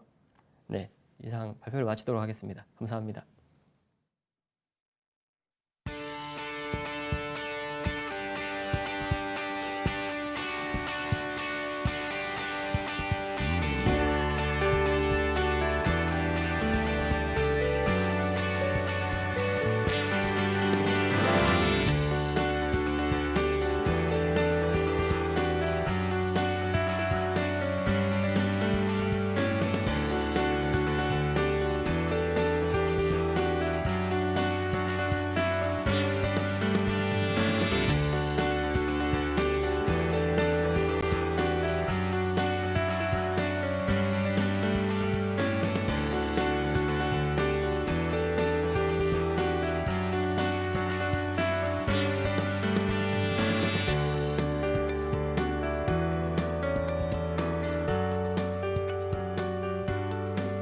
네, 박세진 작가님의 이야기를 듣고 있으니 표현해주신 그 개모임 많은 분들이 참여하고 싶지 않을까라는 생각도 들었습니다. 이어서 법률사무소 제2 박주희 대표 변호사께서 자리해주고 계신데요. 이 디지털 아트 소비가 이루어진다 하더라도 창작자에게 수익이 가지 않으면 이 시장은 클 수 없습니다. 그렇기 위해 이 저작권 문제에 대해서 우리는 꼭 생각을 해봐야겠죠. NFT, 디지털 아트를 둘러싼 저작권 이슈를 주제로 오늘 박주희 대표 변호사께서 발표해 주시겠습니다. 지금 곧장 만나보시죠. 네, 안녕하세요. 오늘 발표를 맡은 박주희 변호사입니다. 앞서 소개해 주신 것처럼 저는 법률사무소 제2의 대표 변호사이자 상명대학교 문화기술대학원의 겸임 교수로 있습니다. 제가 주로 담당하는 분야는 미술뿐만이 아니라 문화예술 콘텐츠 분야인데요. 지금 문화예술 콘텐츠 전반에 있어서 NFT가 굉장한 붐이 일어나고 있고 이게 새로운 시장이 될 거라는 거에 대해서는 모두들 다 기대를 하고 있습니다. 지금 앞서서 박세진 작가님께서 말씀 잘 해주셨는데 예전에는 이 미술 시장이라는 것 자체가 판매 루트가 굉장히 한정적이었습니다. 갤러리라든지 아니면 옥션이라든지 아니면 아트 페어를 통해서만 이제 작품을 팔 수가 있었기 때문에 새로 오프라인에서 네임밸류가 없는 신진 작가들이나 아니면 뭐 그동안에 기득권에 이제 속하지 못했던 작가들 같은 경우는 판로 개척에 있어서 굉장히 어려움을 겪었는데요. 그런데 NFT는 중개자 없이 창작자가 직접 구매자를 만날 수 있다는 거에 대해서는 굉장한 이 새로운 시장으로 될 수가 그렇게 큰 장점이 있습니다. 근데 다만 이제 새롭게 등장하는 거래이다 보니까 아직 법적으로 미비한 부분도 있고 새롭게 기존에는 없던 문제들이 발생을 하고 있습니다. 그래서 오늘 저는 그 NFT 디지털 아트와 관련된 저작권 이슈에 대해서 이제 간단하게 설명을 드리고자 합니다. 그 NFT 붐과 더불어서 NFT와 관련된 뉴스들이 굉장히 많이 볼 수가 있는데요. 벌써 뭐 여러 사건들이 뭐 있었지만 몇 가지에 대해서 이제 거론을 해보면 개구리 캐릭터죠. 많은 사람들이 인기를 되게 얻고 있는데 이 페페라는 개구리 캐릭터가 이 원작자인 매트 퓨리의 동의 없이 이제 발행이 되다가 매트 퓨리의 항의에 의해서 삭제되는 일이 발생하기도 했습니다. 뿐만 아니라 최근에는 이제 우리나라에서 발생된 일인데요. 이 이건용 작가가 본인의 동의 없이 본인의 작품이 NFT로 발행됐다라고 하면서 공식적으로 항의한 일이 발생을 했습니다. 이 사건은 사실은 좀 아직 진행 중인 사건이라 더 언급하기 좀 조심스러운 부분은 있지만 해외뿐만이 아니라 우리나라에서도 원작자 동의 없는 NFT 발행 이슈가 계속 발생을 하고 있습니다. 앞으로도 이러한 저작권, NFT와 관련된 저작권 이슈가 문제가 있을 거라 생각을 하는데요. 그거에 대해서 이제 차근차근 말씀을 드리도록 하겠습니다. 첫 번째 이제 NFT 디지털 아트와 관련된 이슈 중에 하나가 이 NFT로 발행되는 대상이 무엇이냐 이걸 두고도 사실은 혼란이 있을 수가 있습니다. NFT 아트의 특성 중에 하나는 이 토큰화를 다양하게 할 수가 있다라는 건데요. 대부분의 이 디지털 아트로 발행되는 NFT의 경우에는 디지털 아트 파일의 소유권, 뭐 더 자세히 말하면 이 디지털 아트 파일이 저장된 주소의 소유권일 텐데 사실 더 법적으로 좀 말씀을 드리면 우리나라 법제상으로는 이 디지털 파일에 대해서 소유권을 부여를 하는 게 맞느냐 이 부분에 대해서는 이론의 여지가 있습니다. 왜냐하면 우리나라 법제상에서는 소유권이라는 것 자체는 이 유체물을 한정해서 우리가 지금 법적으로 만들어지기 때문에 이 디지털 파일 또는 디지털 파일 주소에 대해서 소유권을 과연 부여를 하는 게 맞느냐 이 부분에 대해서 사실 논란이 있는데요. 근데 다만 이제 앞서서 제가 앞으로 말씀드릴 부분에서는 편의상 이제 많은 분들이 익숙한 개념인 이제 디지털 파일에 대한 소유권이라는 그 표현을 사용을 하겠습니다. 그런데 이 디지털 아트 파일에 대한 소유권을 거래하는 것뿐만이 아니라 요즘에는 다양하게 이제 NFT가 발행이 되면서 이 아트의 저작권에 대한 수익권을 분배해가지고 NFT를 발행하는 경우도 있습니다. 최근에 음원에 대한 저작권, 그 수익권에 대해서 이 분할 판매를 하는 경우도 있는데 그러한 거를 NFT로 발행을 하는 경우도 있습니다. 그리고 또 하나가 애초에 이제 디지털 아트로 만들어진 그런 경우도 작품도 있지만 사실은 실물 작품이 있고 실물 작품을 토대로 NFT가 만들어지는 경우도 있습니다. 이런 경우를 디지털 트윈이라고 하는데 그냥 이런 경우에 내가 과연 구매한 이 디지털 아트 작품이 이 기존에 있던 실물 작품의 또 다른 버전인지 아니면 또는 실물 작품을 분할해서 소유하고 있는 이 분할 소유의 지분권인지 이 부분에 대해서도 사실은 좀 분쟁이 발생을 되고 있습니다. 그래서 이 실물 작품이 있는 작품을 토대로 NFT가 만들어졌을 때 이게 뭐 2차적 저작물로서 하나로 새로운 작품으로서 봐야 될 것인지 아니면 실물 작품에 대한 소유권을 지분화해가지고 내가 구매를 한 것인지 이 부분에 대해서도 한번 좀 체크를 해보실 필요가 있습니다. 그래서 이렇게 NFT에 우리가 그냥 디지털 아트, NFT 아트 이렇게 표현을 하지만 이렇게 통칭해서 말을 하기보다는 내가 토큰화한 대상, 내가 구매한 대상이 대체 무엇인지 이 부분에 대해서 좀 명확히 해야지 앞으로 좀 추가적인 분쟁을 좀 예방할 수 있을 거라고 생각을 합니다. 이제 두 번째 이슈는 지금 제가 뒤에서 보여드릴 내용은 아마 이게 우리나라에서 아마 처음으로 발생한 NFT와 관련된 이 케이스인 것 같은데요. 한 업체에서 김한기와 박수근의 작품을 NFT로 발행을 하겠다 이렇게 대대적으로 홍보를 했었는데 그런데 저작권자들이 나는 이 작품에 대해서 NFT 발행을 허가한 적 없다라고 반발을 하면서 결국 무산된 사례가 있었습니다. 이렇게 이 NFT 저작권과 관련해서 계속 문제가 생기는 이유는 바로 이 소유권과 저작권의 개념을 많이 혼동하기 때문인데요. 많은 분들이 이제 헷갈려 하시는 게 그림에 대한 소유권을 내가 취득을 하면 그 그림에 화체되어 있는 저작권도 취득하는 거라고 많이들 오해를 하고 계시는데 소유권과 저작권은 엄연히 다른 개념입니다. 소유권이라는 거는 쉽게 말씀드리면 이 실물 그림 자체를 사고 팔 수 있는 이 처분권 자체를 취득하게 되는 거고요. 저작권이라는 거는 이 창작물을 활용할 수 있는 권리입니다. 그래서 NFT로 작품을 민팅해서 판매를 한다라는 거는 창작물로서 활용을 하는 것이기 때문에 이를 위해서 저작권을 별도로 취득을 하거나 또는 이 저작권자의 허락을 받아야 합니다. 그래서 내가 아무리 이 작품을 소유하고 있다고 하더라도 별도로 NFT로 발행할 수 있는 권한을 취득하지 않는 한 이걸 발행하는 경우는 이 원 저작자의 저작권을 침해하게 되는 겁니다. 사실 이렇게 소유권과 이 저작권에 대해서 이 혼동에 있으면서 발생하는 문제는 이 NFT가 등장하기 이전에도 오프라인에서도 사실은 많이 발생하던 문제입니다.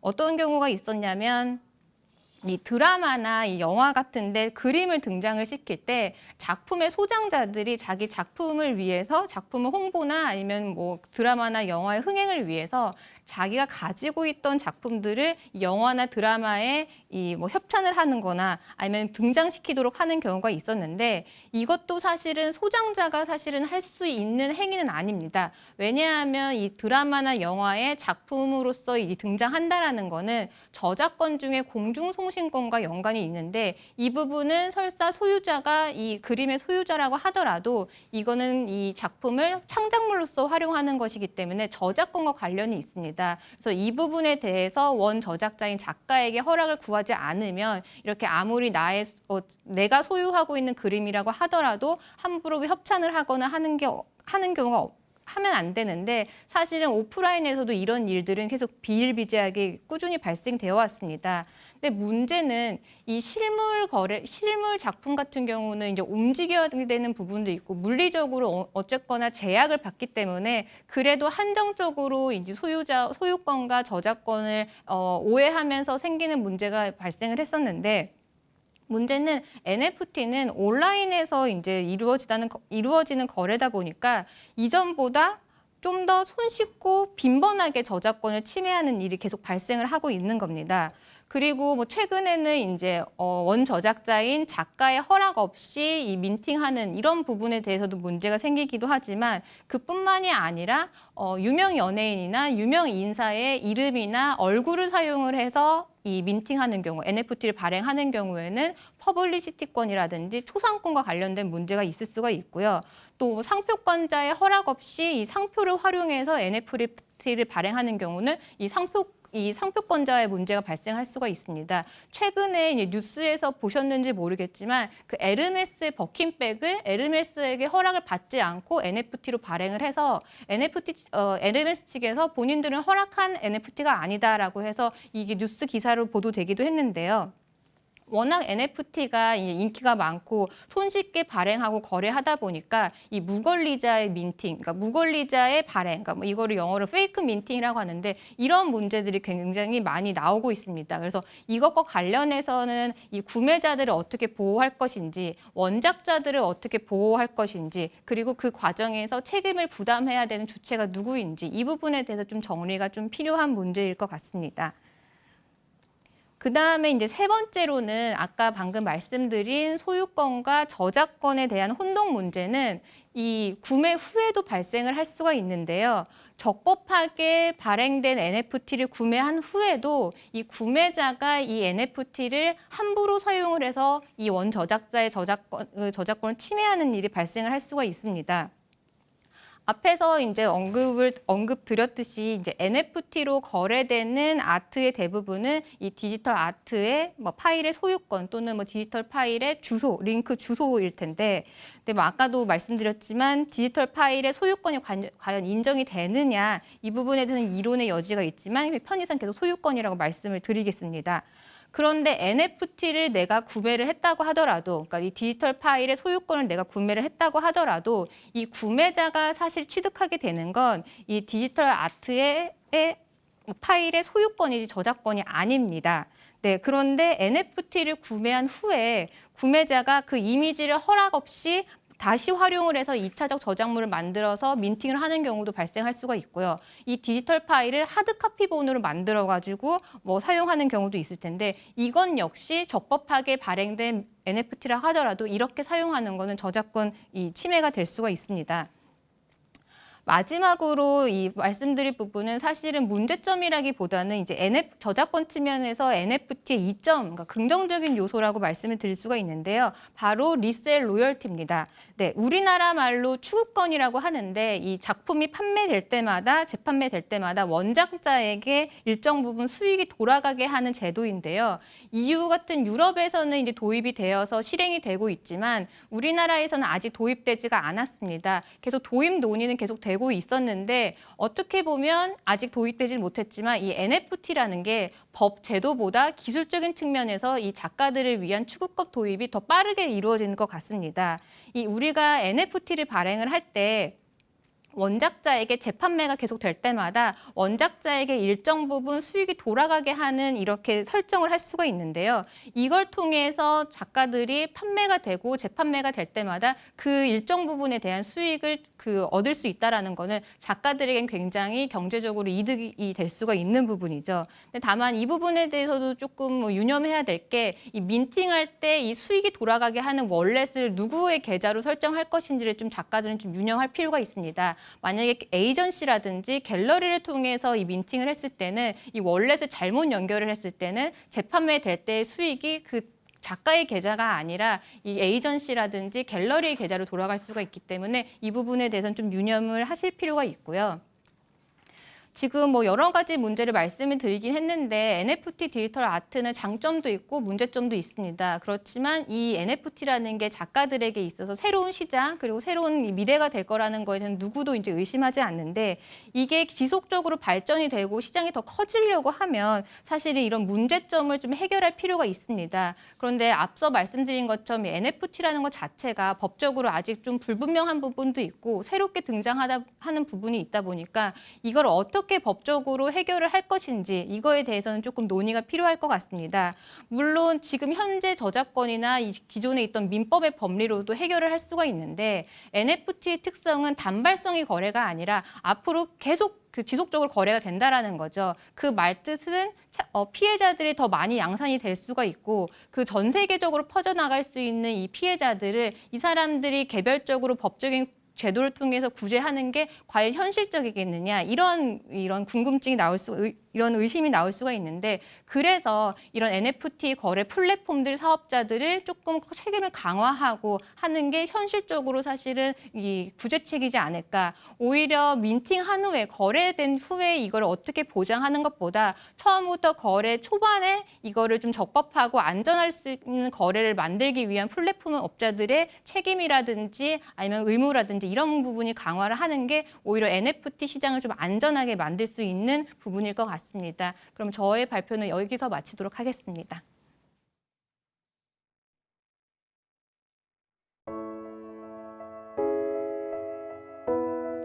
당신의 자산은 당신 곁에 있습니까?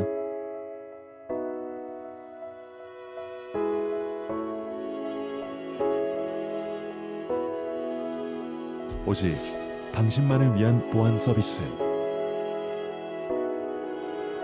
세계 최초의 위치 기반 출금 서비스로 정확하고 안전하게.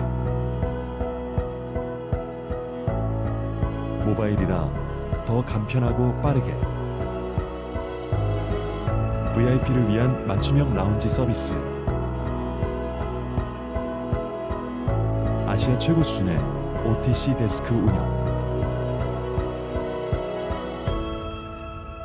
당신의 자산, 당신과 함께 있어야 합니다. 비블락.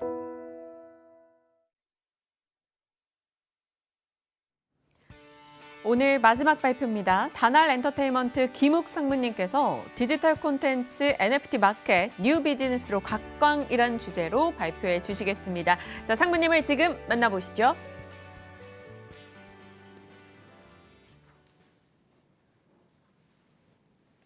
안녕하세요. 다날 엔터테인먼트 김욱입니다. 그 엔터테인먼트 업계에서도 NFT 관련 투자와 협업 등이 계속 발표되고 있을 만큼 그 뜨거운 이슈인데요. 저희 다날 엔터테인먼트 역시도 그 메타마켓이라는 NFT 콘텐츠 마켓 시장 진출을 발표한 바 있습니다. 관련해서 콘텐츠 비즈니스를 하고 있는 현직 입장에서 변화, 의미와 그리고 그 저희가 하고 있는 고민들에 대해서 말씀 좀 드리도록 하겠습니다. 그 간단하게 뭐 회사 관련된 내용을 말씀을 드리면 저희 다날 엔터테인먼트는 그 관계사인 다날에서 준비하고 있는 여러 가지 사업들과 전반적으로 시너지를 내는 협업을 지금 준비하고 있고요. 그 아시는 분들이 많이 있으시겠지만 그 현재 코인 시장에 상장되어 있는 그 페이코인이라는 코인을 보유하고 있고 그 페이코인은 현 실생활에서 많이 사용이 또 되고 있습니다. 그리고 또 저희는 모바일 메신저를 가지고 있고 그다음에 제폴드라는 메타버스를 준비하고 있어서 그 다날 엔터테인먼트를 통해서 그 NFT 마켓에 그 메타 마켓에 성공적으로 진출할 수 있는 방법들을 많이 지금 고민하고 있다라고 좀 생각해 주시면 감사하겠습니다. 구성은 그 기본적으로 뭐 여러분들께서 다들 고민하고 계셨던 부분들에 대해서 한번 그 말씀을 드리기 위해서 그런 내용으로 구성을 했고요. 그렇다면 저희가 이제 본격적으로 내용이 얘기가 들어가기 전에 그 NFT라는 현재의 상황들이 어떻게 전개가 됐으며 그리고 또 왜 여기까지 우리가 오게 됐는지에 대해서 조금 더 이해를 하기 위해서 전반적인 상황을 한 번 더 설명을 좀 드리고 넘어가도록 하겠습니다. 그 저희가 이제 본격적으로 온라인에 대해서 얘기를 하고자 함은 그 1990년대부터 좀 얘기를 할 수가 있을 것 같은데요. 그 온라인 시대를 이제 웹이라는 것들로 통해서 맞이하면서 그 전 세계적으로 그 삶의 방향과 방법에 대해서 변화가 생기기 시작했고요. 그 90년대 출생 전후를 했던 그 MZ 세대들은 이를 적극적으로 수용할 수 있었던 분위기를 만들 수 있었습니다. 그 MZ 세대를 배경으로 보면 어찌 보면 이러한 인과관계는 시대적인 필연성을 띠고 있고 따라서 어느 정도 예견된 현상이라고 볼 수 있을 것 같습니다. 그 10년 주기로 보통 네트워크와 디바이스가 그 큰 변화를 사회적 이슈로 만들어 오고 있고요. 그 2000년대 초기부터는 디지털 콘텐츠의 중요성이 부각되면서 그 대형 자본들, 우리가 흔히 얘기하는 뭐 SKT나 CJ라든지 그 대기업의 시스템과 자본이 투입돼서 여러분들이 잘 알고 계시는 K-팝 아이돌의 경쟁이 본격화됐다라고도 볼 수 있을 것 같습니다. 그 2010년에 국내에서 사실상 그 아이폰으로 본격화된 그 이동통신망 개방과 그리고 또 3G 네트워크 기반으로 해서 그 모바일 콘텐츠가 엄청난 속도로 그 성장하기 시작했고요. 그리고 잘 아시는 이제 음악과 관련된 스트리밍 월정액으로 구성되어 있는 구독 기반 서비스가 일반화되기 시작했습니다. 그리고 또 이제 뭐 모바일 메신저, 카카오톡이나 다양한 SNS를 통해서 그 서비스를 통해서 실제 생활 기반의 그 O2O 중개 서비스가 본격화되었고요. 그 이런 이미 가상의 사물과 그 교감을 하기 시작한 해당 세대들은 말하기 전부터 접하기 시작한 그런 것들, 디지털 콘텐츠들로 인해서 그 O2O를 온라인으로 인지하기 시작했습니다. 이러한 인지 변화를 그 기반으로 해서 2020년 전후 그 코로나 사태와 더불어서 아이러니하게도 그 저희들 일상이 익숙하지 않았던 상황들을 경험하기 시작했고요. 이런 경험들을 토대로 가상화폐나 메타버스가 다시 이슈가 점화되고 안착하는 원년으로 볼 수도 있을 것 같습니다. 그것에 편승해서 그 NFT 키워드는 저희 2020년대에 주목할 만한 그 게임 체인저로 등장을 하게 됐고요. 그 거래의 목적물이 더 이상 그 피지컬일 필요가 없고 우리가 얘기하는 가상환경, 즉 온라인을 삶의 주변으로 더욱 가깝게 다가오게 된 거라고 볼 수 있을 것 같습니다. 그렇다면 그 2030년에는 어떤 서비스나 어떤 테마가 이슈가 될지 아무도 예측하지 못할 정도가 될 것 같은데요. 그 뭐 감히 말씀을 드리자면 아마도 시간이나 혹은 그 원자 단위의 그런 상품을 판매하고 구성할 수 있는 뭔가 또 새로운 사업이 그 30년대에는 등장하지 않을까 감히 생각해 봅니다. 그렇다면은 그 NFT는 무엇인가? 그 NFT는 그 자체가 컨텐츠이냐 아니면은 그 NFT 그 자체가 가치로 우리가 볼 수 있을 것이냐 뭐 이런 질문들을 좀 많이 하실 수 있는데요. 저는 이런 것들을 가치와 어떤 그 콘텐츠를 연결해주는 NFT를 매개체라고 보고 싶습니다. 그 NFT와 콘텐츠에 대해서 조금 더 좀 심도 있게 말씀을 드리면은요. 그 현재 그 디지털 콘텐츠의 소장과 소비를 넘어서 소유권에 대한 개념이 도입되고 그 사회 관계망 서비스를 통해 취득한 것이 그 무엇이든 적극적인 홍보가 가능해지면서 그 대중은 셀럽을 모방하기 시작했다고 생각을 합니다. 또 수월해지기도 했고요. 이런 그 모방 심리 이면에는 다양한 형태로 표현된 디지털 소유권, 디지털 신분 또는 그 개인을 그 사회적 화폐 가치로서 측정할 수 있는 기준이 된 거라고 볼 수 있겠죠. 그 코로나로 인한 물리적인 어떠한 통제, 공간적인 통제, 이러한 통제들이 디지털 콘텐츠의 가치 상승과 무엇인가를 구매하려는 현재 MZ 세대들의 욕구가 결합돼서 NFT 증명서라든지 이런 포함된 물질의 소유 욕구가 관심이 자연스러운 현상으로 이어진 것이라고도 볼 수 있을 것 같습니다. 콘텐츠 비즈니스 관점에서 보자면 그 이미 전 세계적으로 그 특정 계층들, 뭐 특정 그룹들이 운영하고 있는 콘텐츠 IP에 대한 투자도 현 상황에서는 일반 유저들도 진입이 가능하다고 판단이 되고요. 그 이미 출시되어 있는 서비스들 역시 그 전문가들보다는 그 일반인들도 참여가 가능한 형태로 오픈이 되어 있습니다. 그래서 단순히 어떠한 기존의 이제 감상형 콘텐츠에 대한 시각적인 접근보다는 그 콘텐츠를 투자하고 소비하고 소유하는 그리고 즐기면서 이런 것들에 대한 가치를 올려서 이익을 실현하는 것이 그 마치 그 부동산이나 이런 그 어떤 자산들이 소유하면서 그 가치가 변화하는 것들의 관점으로 접근이 가능할 거라고 볼 수 있겠습니다. 그동안의 콘텐츠 저작 재산권의 거래는 그 해당 저작물의 거래 이력에 대한 리스크 관리가 문제였다면 이제는 이제 블록체인 또 우리 NFT를 통해서 그 투명하게 이력을 관리할 수 있고요. 뭐 디파이와는 배치되는 내용이겠지만 일부 정보의 중앙화를 합리적인 선에서 이끌어낼 수 있다면 개인 간 거래 시 그리고 특정 기업 간의 거래 시에 그 세금 누락 등의 그런 어떤 이 단점들을 보완할 수 있을 거라고 생각을 합니다. 그 제도적 개선을 통해서 NFT를 활성화시키고 일부의 서비스가 아니라 보편적인 형태로 자리를 잡아야 현재의 매스만을 그 어떤 특정 계층만을 위한 서비스가 아니라 NFT가 아니라 매스까지도 포함할 수 있는 사업으로 전개가 돼야 많은 양의 그 거래량이 생길 거라고 생각이 들고요. 그리고 또 일반 저변에 널리 확대돼야만 또 우리가 다음 사업을 준비할 수 있을 거라고 생각을 합니다. 다음에 설명드릴 내용은 사실은 여태까지는 NFT가 어떤 우리가 얘기한 디지털 아트라든지 기존의 이제 팝 아트들에 대해서 어떻게 거래하고 거래된 것들에 대한 입증을 할 수 있는 중요한 어떤 증명서 역할을 했다면 이렇게 수집되고 유저가 그 소유권을 보유한 콘텐츠는 다양한 형태로 뭐 단순히 팝 아트나 디지털 아트뿐만이 아니라 다양한 형태, 다양한 장르로 NFT로 보관과 공유가 가능하고 또 그렇게 전개될 거라고 생각이 듭니다. 그 콘텐츠의 구매 기록과 증명서 그리고 각종 입장권 그리고 또 뭐 콘서트 같은 입장권도 되겠죠. 뭐 영화 티켓도 가능할 거고요. 소셜을 만들어주는 체인 역할을 하게 될 거고요. 이런 그 앞서 언급한 개인의 소셜 포인트의 가치를 더욱 높여줄 수 있는 다양한 활동 및 팔로워들의 그 피드백을 NFT를 통해서 어떤 부여된 가치를 지속적으로 공유하고 유통하고 또 보상받을 수 있다라고 생각을 합니다.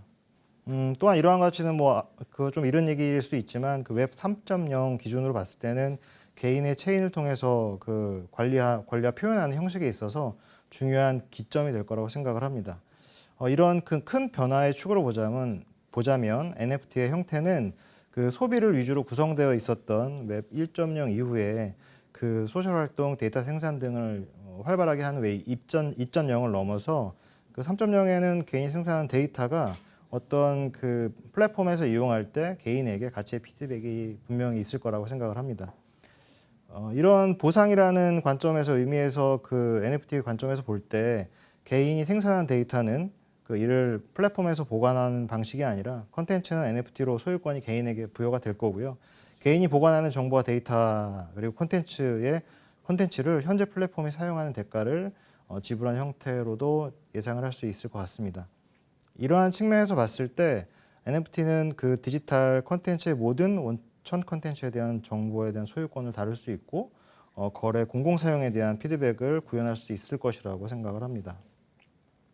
가까운 미래에는 그 얼마나 다양한 정보와 장르 그리고 콘텐츠들이 개인화된 여러 가치로 얘기되는 그 어떤 가상 공간에서 소유하고 있는지에 대한 것들이 현재 페이스북 또는 뭐 인스타 같은 그 소셜 플랫폼에서의 본질을 대체하지 않을까 생각합니다.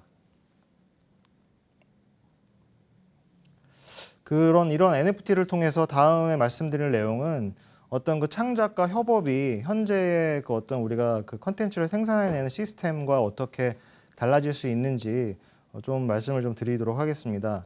그 보여드리는 장표는 좀 약간 복잡한 설명일 수 있는데요. 뭐 장표의 복잡함을 떠나서 간단하게 좀 설명을 좀 드리도록 노력하겠습니다.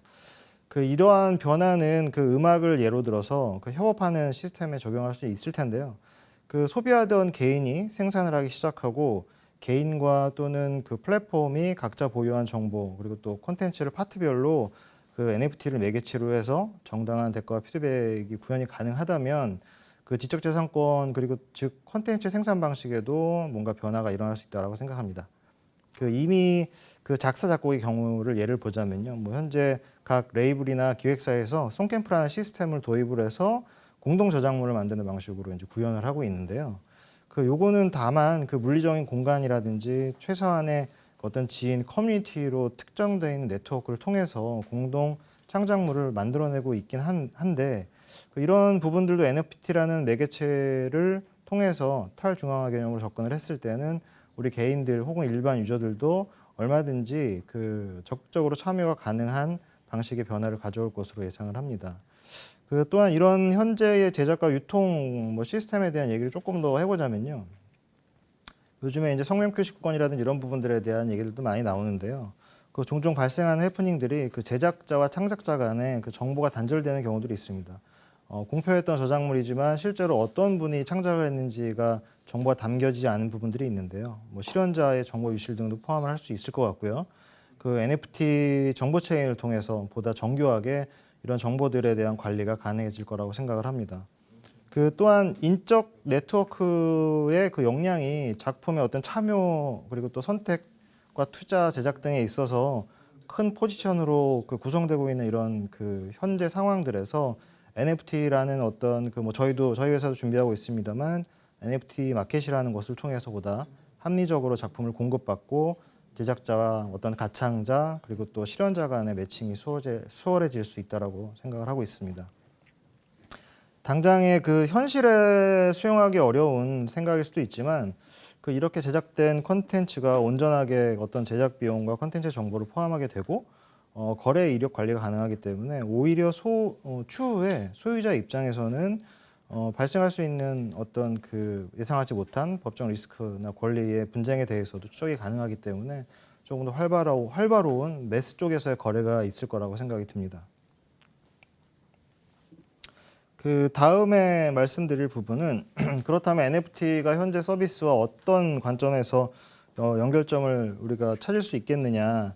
그 현재까지 말씀드렸던 내용들은 대부분 이제 디지털 아트라든지 팝아트에서 생산하고 있는 어떤 그 제작자들 입장에서 여러 가지 이제 허들이나 이런 부분들이 있었다면 실제로 이용하는 NFT 증명서를 발급하고 증명서를 소유하는 어떤 그 사람들을 떠나서 일반 유저들 입장에서 봤을 때는 그 유튜브를 포함해서 2021년 뭐 현재 전 세계적으로 100여 개 이제 음악 플랫폼이라든지 OTT 다양한 플랫폼이 존재를 하는데요. 이런 방식은 그 투명성과 그 공정성의 이유가 아이러니하게도 그 무제한 듣기, 어떤 보기 요금제에 관련돼서 좀 민감한 사항들로 대두되고 있습니다. 그 이유는 그 어떤 콘텐츠를 사용하게 됐을 때 콘텐츠를 이용한 이용자가 지불한 비용들이 총 사용자의 총 이용량 기준으로 이렇게 나누게 되고요. 그 총 매출액을 전체 비율로 할당하는 구조인데요. 그 현재까지는 기업들의 어떤 비용적인 측면 그리고 또 행정 편의상 그리고 효율의 문제로 가장 현실적인 방법으로 사용되어 오긴 했으나 미래에도 이런 방법이 과연 맞는지 정당한 시스템인지에 대해서는 저희 모두가 그 고민해봐야 할 문제라고 생각을 합니다. 그 NFT만의 독특한 사용 이력과 그 저작물에 대한 정보 처리를 보면 어찌 보면 이런 고민을 보다 쉽게 해결해 줄 수 있을 거라고도 생각이 되기도 하고요. 그래서 뭐 이런 부분들에 대해서 앞서 발표를 해주셨던 많은 분들이 좋은 얘기 해주셨고요. 저 역시도 그 어떤 해결 과제에 대해서 한 번 더 짚고 넘어가자면 그 저희가 그 짧은 시간 동안 뭐 많이 얘기를 드리긴 했습니다만 그 이런 것들을 해결하기 위해서는 그 현재 그 제도의 정비가 좀 필요한데요. 그 아까도 언급되었던 저작권법의 그 공중송신권이나 뭐 복제권 등에 대해서 그 저작물이 현재는 합법적으로 이용 허락을 하도록 하는 중심으로 다루고 있다면 그 탈중앙화를 좀 대비해야 될 거라고 생각이 들고 데이터와 생산과 공유 측면 그리고 이용자 측면에서도 고민해보고 제도 정비를 해야 될 필요가 있다고 생각을 합니다. 그 지금도 또한 뭐 문제가 되고 있긴 하지만 마케팅 방법으로 이용되고 있는 어떤 뭐 페이크냐 페이크가 아니냐 뭐 진짜 가짜에 대한 판단 그리고 또 오리지널과 비오리지널에 대한 유통 질서 확립도 반드시 필요하다고 생각을 하고요. 그리고 이제 어떤 또 과도한 통제 그리고 또 혹은 반대로 뭐 비윤리적인 자전거래 이런 것들로 대표되는 뭐 어뷰징이라든지 이런 부분들에 대해서 부작용을 방지할 수 있는 대책도 마련해야 된다고 생각을 합니다. 현재 NFT 마켓에서 미술품, 팝 아트, 뭐 디지털 아트 등으로 그 집중되는 이유와 다양한 거래 활성화를 위해서 저변 확대에 필요한 정책은 반드시 필요하다고 생각이 들고요. 그리고 정리하자면 개인이 생산하는 컨텐츠 데이터 그리고 또 이런 것들을 사용해야 되는 플랫폼, 기업 간의 새로운 사업 모델을 또 발굴해야 되고 현재 그 구독형 플랫폼의 요금제와 컨텐츠 감상에 따른 어떤 그 창작자들, 크리에이터들에 대한 그 새로운 분배 기준도 마련이 필요하다고 생각이 듭니다. 그 사람들이 보편적으로 사용하고 통용되는 그 어떤 가스피에 대한 합리적인 가격 정책도 반드시 새로 마련돼야 된다고 생각을 하고요.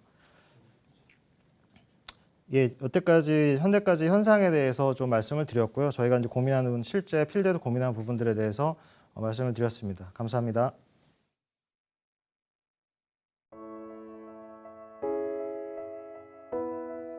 당신의 자산은 당신 곁에 있습니까?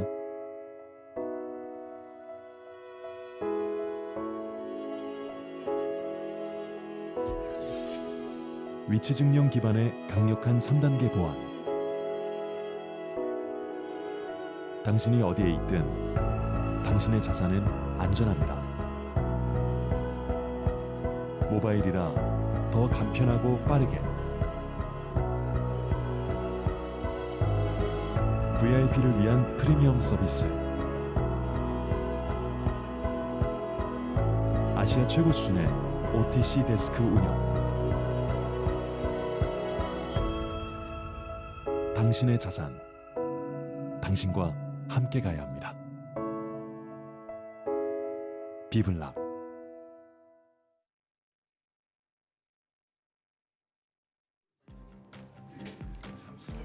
네, 오늘 방송 웨비나의 주최사이죠. 그레이브리지가 운영하는 비블록 NFT 마켓 서비스에 대해 간단한 소개를 드릴 차례입니다. 먼저 오는 27일 오픈 예정인 비블록의 NFT 마켓 앱을 간단히 살펴보죠.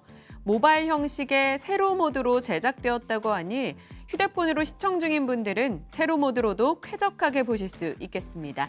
자, 어떤 것인지 지금부터 함께 보시죠. 새로워진 비블록 앱을 소개합니다.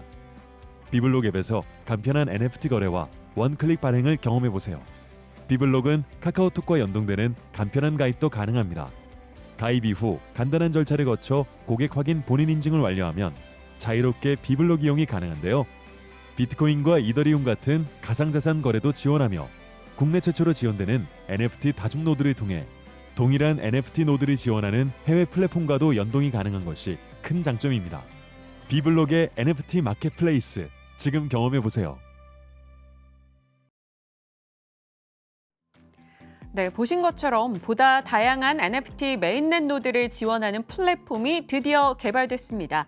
현재 대부분의 국내 NFT 플랫폼이 메타마스크나 카이카스와 같은 외부 지갑과 연동해 구성됐는데요. 그런 점에서 이 비블록의 NFT 마켓은 그들과는 큰 차별성을 갖고 있는 것 같습니다.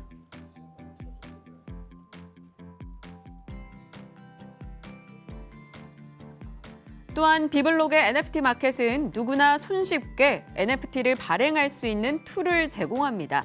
앞서 소개드린 대로 다양한 NFT 메인넷을 지원하는 다중 노드로 개발돼서 발행 수수료 절감과 작가가 원하는 NFT 생태계에 본인의 작품을 발행할 수 있다는 것이 큰 장점이라 할 수 있겠습니다.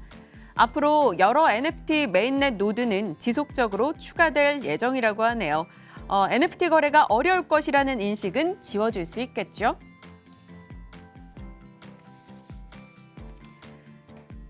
그리고 오늘 웨비나에서 다뤄진 핵심적인 내용이기도 합니다. 바로 디지털 아티스트나 NFT 작가들이 고민하는 저작권 문제를 심도 있게 고민해 도입한 이 비블록의 추급권 제도인데요.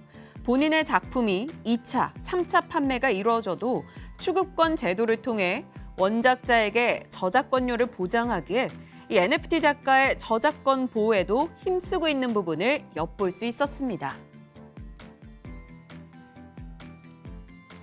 또한 불법적인 저작권 도용을 통해 많은 NFT 작가분들의 작품이 도용되거나 정당하지 않은 경로로 판매되고 있는 페이크 민팅 사례가 큰 문제점으로 지적되고 있죠. 이 비블록 NFT 마켓은 작가의 저작권 보호를 위해 전담팀을 운용해 작가의 권리 보호에 최선을 다할 시스템을 도입했다고 합니다. 또한 비블록 거래소는 NFT 마켓과 함께 비트코인과 이더리움 같은 가상자산, 코인 거래도 가능한데요. 자체 개발한 거래소 시스템과 체결 엔진을 통해 상당히 안정적인 거래 시스템을 제공한다고 합니다. 1월에는 보다 다양하고 훌륭한 코인 프로젝트가 상장될 예정이라고 하네요.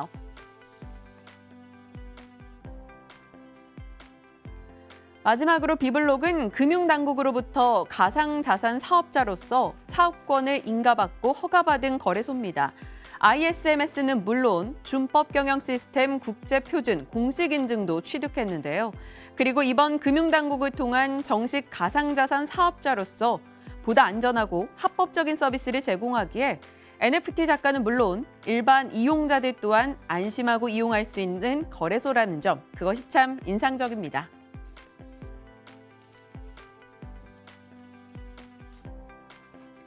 지금까지 비블록 거래소에 대해 간단히 살펴봤습니다.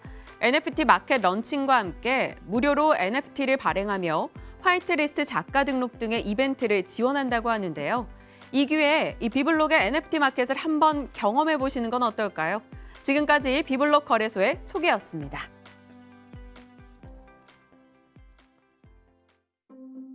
요즘 NFT가 핫하던데. 내가 그린 그림, 내가 만든 음악, 내가 만든 영상. NFT 코인의 주인공이 되고 싶지 않으세요? 비블록 거래소를 이용해보세요. 클릭 몇 번으로 NFT 코인의 발행부터 판매까지. 쉽게 만들고 쉽게 팔자. 비블락. 진짜 팔렸어. 대박.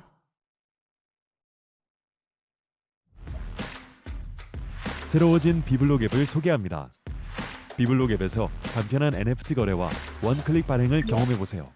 비블록은 카카오톡과 연동되는 간편한 가입도 가능합니다. 가입 이후 간단한 절차를 거쳐 고객 확인 본인 인증을 완료하면 자유롭게 비블록 이용이 가능한데요.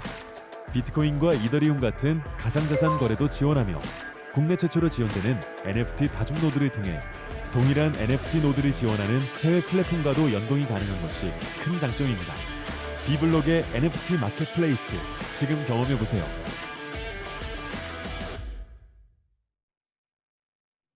온라인 세미나 현장을 지금 함께하고 계신 여러분들, 저도 이 자리에 있다 보니까 정말 많은 것을 배우는 시간이었지 않나 싶습니다. 오늘 온라인 세미나의 마지막 꽃, 바로 오늘 함께해 주신 5분의 연사분들의 토론회 시간 준비되어 있습니다. 좌장이신 김영중 교수님께 제가 마이크 넘겨드리도록 할게요. 자, 지금부터 이분들의 의견 그리고 현안들, 목소리들 집중해 주시길 바랍니다.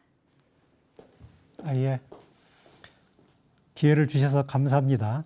저희가 앞에서 15분씩 발표를 했는데 지금부터는 좀 편안하게 NFT 수다를 떠는 시간으로 이렇게 하겠습니다. 이 수다가 정말 가치가 있으면 NFT로 제작해가지고 팔아서 수익금이 생기면 저희 지갑으로 좀 보내주시면 감사하겠습니다. 지금부터 남은 시간 동안 NFT나 또는 암호화폐, 메타버스와 관련돼서 흥미로운 경험이나 정보가 있으시면 하나씩 공유를 해주시면 좋겠습니다. 저는 한 두 가지 이야기할 수 있을 것 같은데요. 금방 이제 저작권 관련해서 이슈가 생겼을 경우 저는 커뮤니티의 도움이 굉장히 크다는 거를 경험을 많이 했어요. 뭐 물론 제가 겪은 저작권 이슈는 아니지만 누군가 이제 저작권에 문제가 있는 뭐 NFT를 발견을 했다거나 알게 됐을 경우 그때는 오픈시 같은 경우는 리포트 기능이 되게 잘 돼 있거든요. 그래서 커뮤니티에 제가 지금 뭐 저작권 도용을 당했습니다라고 그 소식을 알리면 커뮤니티에서 전체적으로 그 리포트를 다 같이 이제 해줘요. 이건 그 오픈시 자체에서 그것도 친절하게 이 문제가 있는 리포트의 원작을 태그하게 돼 있거든요. 그 태그를 하면 거기서 검토를 하고 이제 삭제 조치까지, 이제 어카운트 삭제까지 되는 경우도 있고, 혹은 NFT가 번되는 경우도 있고, 그래서 그렇게 이제 커뮤니티의 힘을 알게 된 경우가 있었고요. 그리고 NFT를 하게 되면서 제가 크립토박셀에 가상 부동산을 이제 구입을 했어요. 구입을 해서 거기서 이제 건물을 제가 짓고 뭐 전시회도 열고 파티도 하면서 이제 사람들과 이제 얘기도 하고 놀아봤는데요. 그 안에서 또 새로운 기능이 그 안에서 이제 부동산을 가진 이제 발행인은 웨어러블을 또 만들 수 있어요. 그 안에서 아바타들이 입고 다니는 웨어러블을. 그러면서 저는 제 갤러리를 홍보도 하고 그 안에서 또 NFT 아티스트도 물론 활동하지만 웨어러블을 또 만드는 패션 디자이너 같아서 제가 만든 웨어러블을 사람들이 입고 다니기도 하거든요. 점점 더 이 메타버스에서 NFT와 관련된 ERC 115로 인해서 확대되는 것들이 점점 많아진다는 게 굉장히 더 미래지향적이고 재밌는 일들이 많이 일어날 거라고 예상을 하고 있습니다. 예, 감사합니다. 우리 김욱 상무님 또 이제 메타버스 이제 사업도 하고 그러셔야 되는데 뭐 좋은 경험이나 이런 것 좀 공유해 주시죠.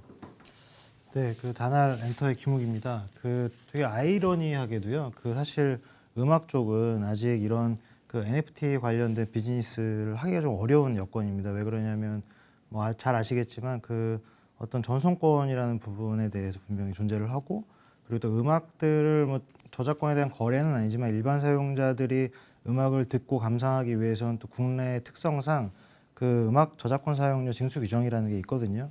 그래서 사실 그 NFT 플랫폼을 통해서 뭔가 이 마켓에서 음악 저작물이 활발하게 공유되고 거래되기 위해서는 이러한 현재 이제 기존에 있었던 사업을 보호하거나 창작자들을 보호하기 위해서 그 있었던 제도들을 조금 더 정비를 해서 조금 저희 음악 쪽에서도 뭔가 빨리 그 우리 팝아트나 이런 디지털 아트 시장처럼 어떤 그 NFT도 활성화되고, 그리고 매스가 많이 이용할 수 있는 좀 그런 방식의 사업을 빨리 정착할 수 있게끔 모두가 좀 노력을 해야 된다라고 좀 말씀을 좀 드리고 싶습니다. 예, 감사합니다.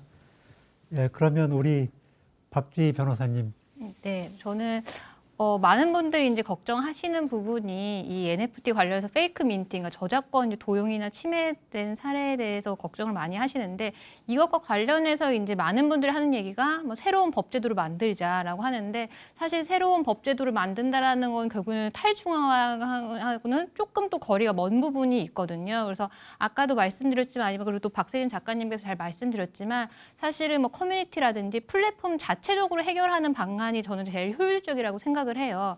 특히 뭐 오픈시 같은 경우는 거기에 사용되는, 그러니까 거기에서 이용하는 유저들이 로컬이 아니거든요. 굉장히 글로벌하기 때문에 설사 나의 작품을 누군가가 도용을 했다라고 하더라도 기존의 법리대로 한다고 하면 저작권법으로 그 사람을 고소를 하거나 민사소송을 제기하거나 하는 거는 충분히 가능을 합니다. 그런데 이게 현실적인 거냐라고 문제를 했을 때, 해외에 있는 사람이 나의 작품을 도용을 했는데 그 사람을 상대로 소송을 제기를 하고 고소를 하는 게 과연 집행 가능성이 있느냐는 사실은 좀 별개의 문제거든요. 그래서 이런 페이크 민팅이라는 문제를 해결하기 위해서는 이 플랫폼 자체의 역할을 좀 강화하는 게 사실 중요할 것 같습니다. 뭐 민팅을 할 때 이게 제대로 된 이 적법한 저작권이 있는 사람인지 아닌지 이런 부분을 보증을 하거나 아니면 또는 이 플랫폼 자체에서 뭔가 문제가 발생을 했을 때 플랫폼 자체에서 뭐 조정을 하거나 아니면 책임을 분담하는 뭐 이런 부분도 있어야 될 것 같고요. 우리나라 저작권법에 이 온라인 서비스 제공자의 책임이라고 해서 뭐 포털 사이트 같은 데서 저작권 침해되는 콘텐츠가 올라오면 뭐 필터링하거나 이제 삭제하는 기술적 조치를 취하도록 그렇게 하는 법이 있는데 그거를 이 NFT 거래 플랫폼들을 온라인 서비스 제공자로 볼 것이냐 이 부분에 대해서는 사실 법적으로는 조금 논란은 있는데 이런 부분을 오히려 조금 유연하게 해석을 해서 플랫폼 업자들의 좀 의무를 확대하는 이런 부분이 좀 필요할 것 같고요.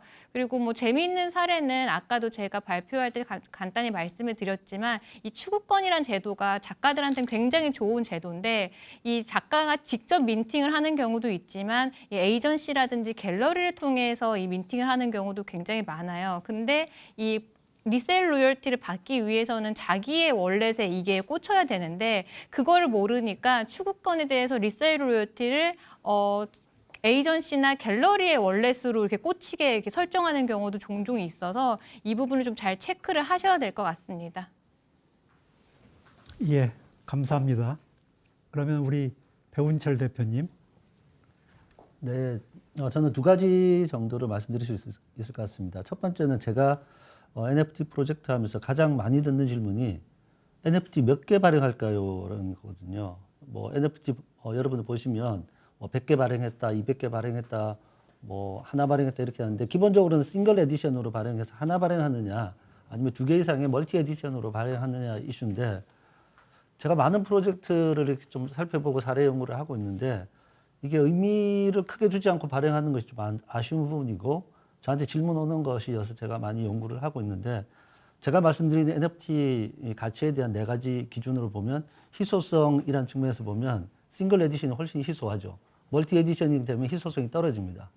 그리고 상징성이라는 측면에서 봤을 때도 싱글 에디션이 훨씬 나은데 그 멀티 에디션은 상징성이 없느냐? 그렇지 않고요. 이번에 제가 아시는 이제 분이 있는데 그 화가 천재 화가께서 38세에 요절하신 거예요. 그래서 이번에 할 수 있으면 38개를 발행하자. 그럼 이 작가분이 38세에 요절했다는 것들을 민팅의 개수로 상징적으로 나타낼 수 있고 작가에 대한 인식이 훨씬 더 좋아질 수 있다. 그리고 이분이 이제 불의의 사고로 돌아가셨기 때문에 그 스토리를 입히면 되겠다라고 했거든요. 이런 것처럼 몇 개를 발행하느냐가 지금 사실은 고민들을 많이 하지 못하는 부분들에 대해서 말씀드리고 그리고 싱글 에디션을 하게 되면 우리 이제 작가님도 얘기해 주셨겠지만 커뮤니티라는 게 생성이 안 돼요.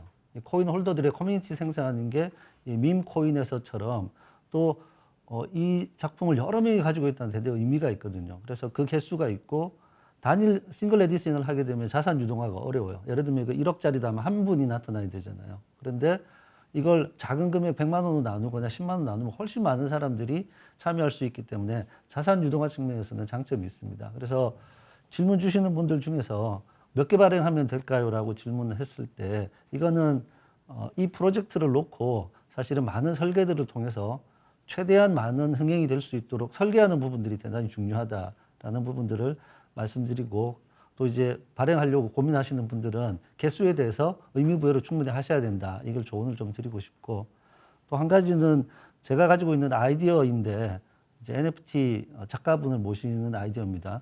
내년 3월 9일이 되면 우리는 대통령 선거를 하게 되죠. 이 역사적인 사건이 벌어질 때 앞으로는 누구든지 NFT를 발행해야겠다는 생각들을 하게 될 겁니다. 제가 이제 대통령 선거를 두고 이 대통령 선거가 대단히 역사적인 사건이고 한 번밖에 일어나지 않고 이 사건들을 어떻게 NFT와 프로젝트와 결합해서 좀 재미있는 프로젝트 만들어 볼까라는 생각들을 하고 아이디어가 있는데 작가분이 필요합니다. 이걸 구현해 주실 작가분이 사업 아이디어는 제가 가지고 있는데 지금 이제 얘기 드리면 너무 이제 뭐 길어지는 부분도 있고 한데 지금은 우리가 유력한 두 후보를 가지고 있는 상태이기 때문에 이 유력한 두 후보를 지지하는 사람들이 아까 제가 사례에서 설명드렸던 것처럼 후원하는 형태의 모델로 만들어서 프로젝트를 해볼 수 있겠다는 생각이 들어서 또 이 영상을 보고 계시는 많은 분들은 NFT에서 완전히 새로운 형태의 사업 기회들이 생겨나기 때문에 여러분들이 내가 작가가 아니어도 이 NFT 프로젝트에서는 기획력만으로도 사업 기회를 찾아갈 수 있기 때문에 이런 NFT 사업 기획 또는 프로젝트 기획에도 관심을 좀 많이 가져주시면 좋겠습니다. 예, 감사합니다. 이제 저희가 시간이 많이 남지 않아서 제가 우리 이 작가님 만나는 시간이 흔치 않을 것 같아가지고 제가 좀 작가님한테 질문을 좀 드리려고 합니다. 네. 저는 이제 그 올드한 세대다 보니까 저는 작품이라고 그러면 렘브란트라든지 네. 뭐 이런 사람들의 아주 고전적인 작품만 생각을 했는데 크립토 펑크나 뭐 이런 거 보면 네. 아니 왜 사람들이 저걸 사고 그러지 이런 생각이 들어요. 네.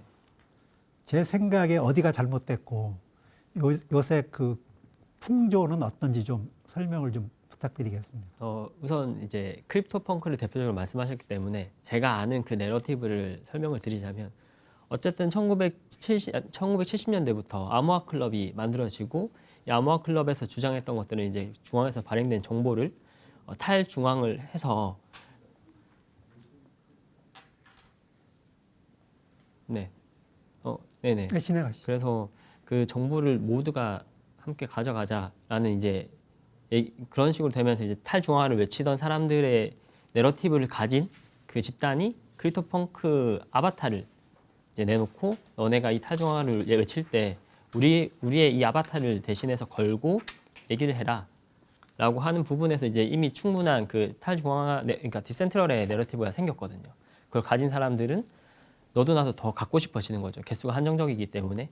그래서 오는 그 발행한 NFT가 가진 역사, 히스토리, 그 내러티브 자체가 이제 가치를 더 높게 사게 되는 거고 수량은 한정되어 있는데 갖고 싶은 사람이 많기 때문에 더 앞으로 더 많은 사람들이 원하고 가치가 더 올라가겠죠. 그런 것처럼 예, 그 저희가 시간이 딱 네. 정해져 있기 때문에 그 나머지 이야기는 네. 끝나고 저희가 듣기로 하고요. 이상으로 비블록 웨비나 공식 행사를 모두 마치겠습니다. 정말 저희가 2시간에 담기에는 너무나 많은 내용이 있어서 곧 2부가 준비되겠죠. 지금까지 자리를 함께해 주신 연사 여러분 그리고 온라인으로 참석해 주신 모든 분들께 감사를 드립니다. 자, 여러분 이상으로 마치도록 하겠습니다. 감사합니다.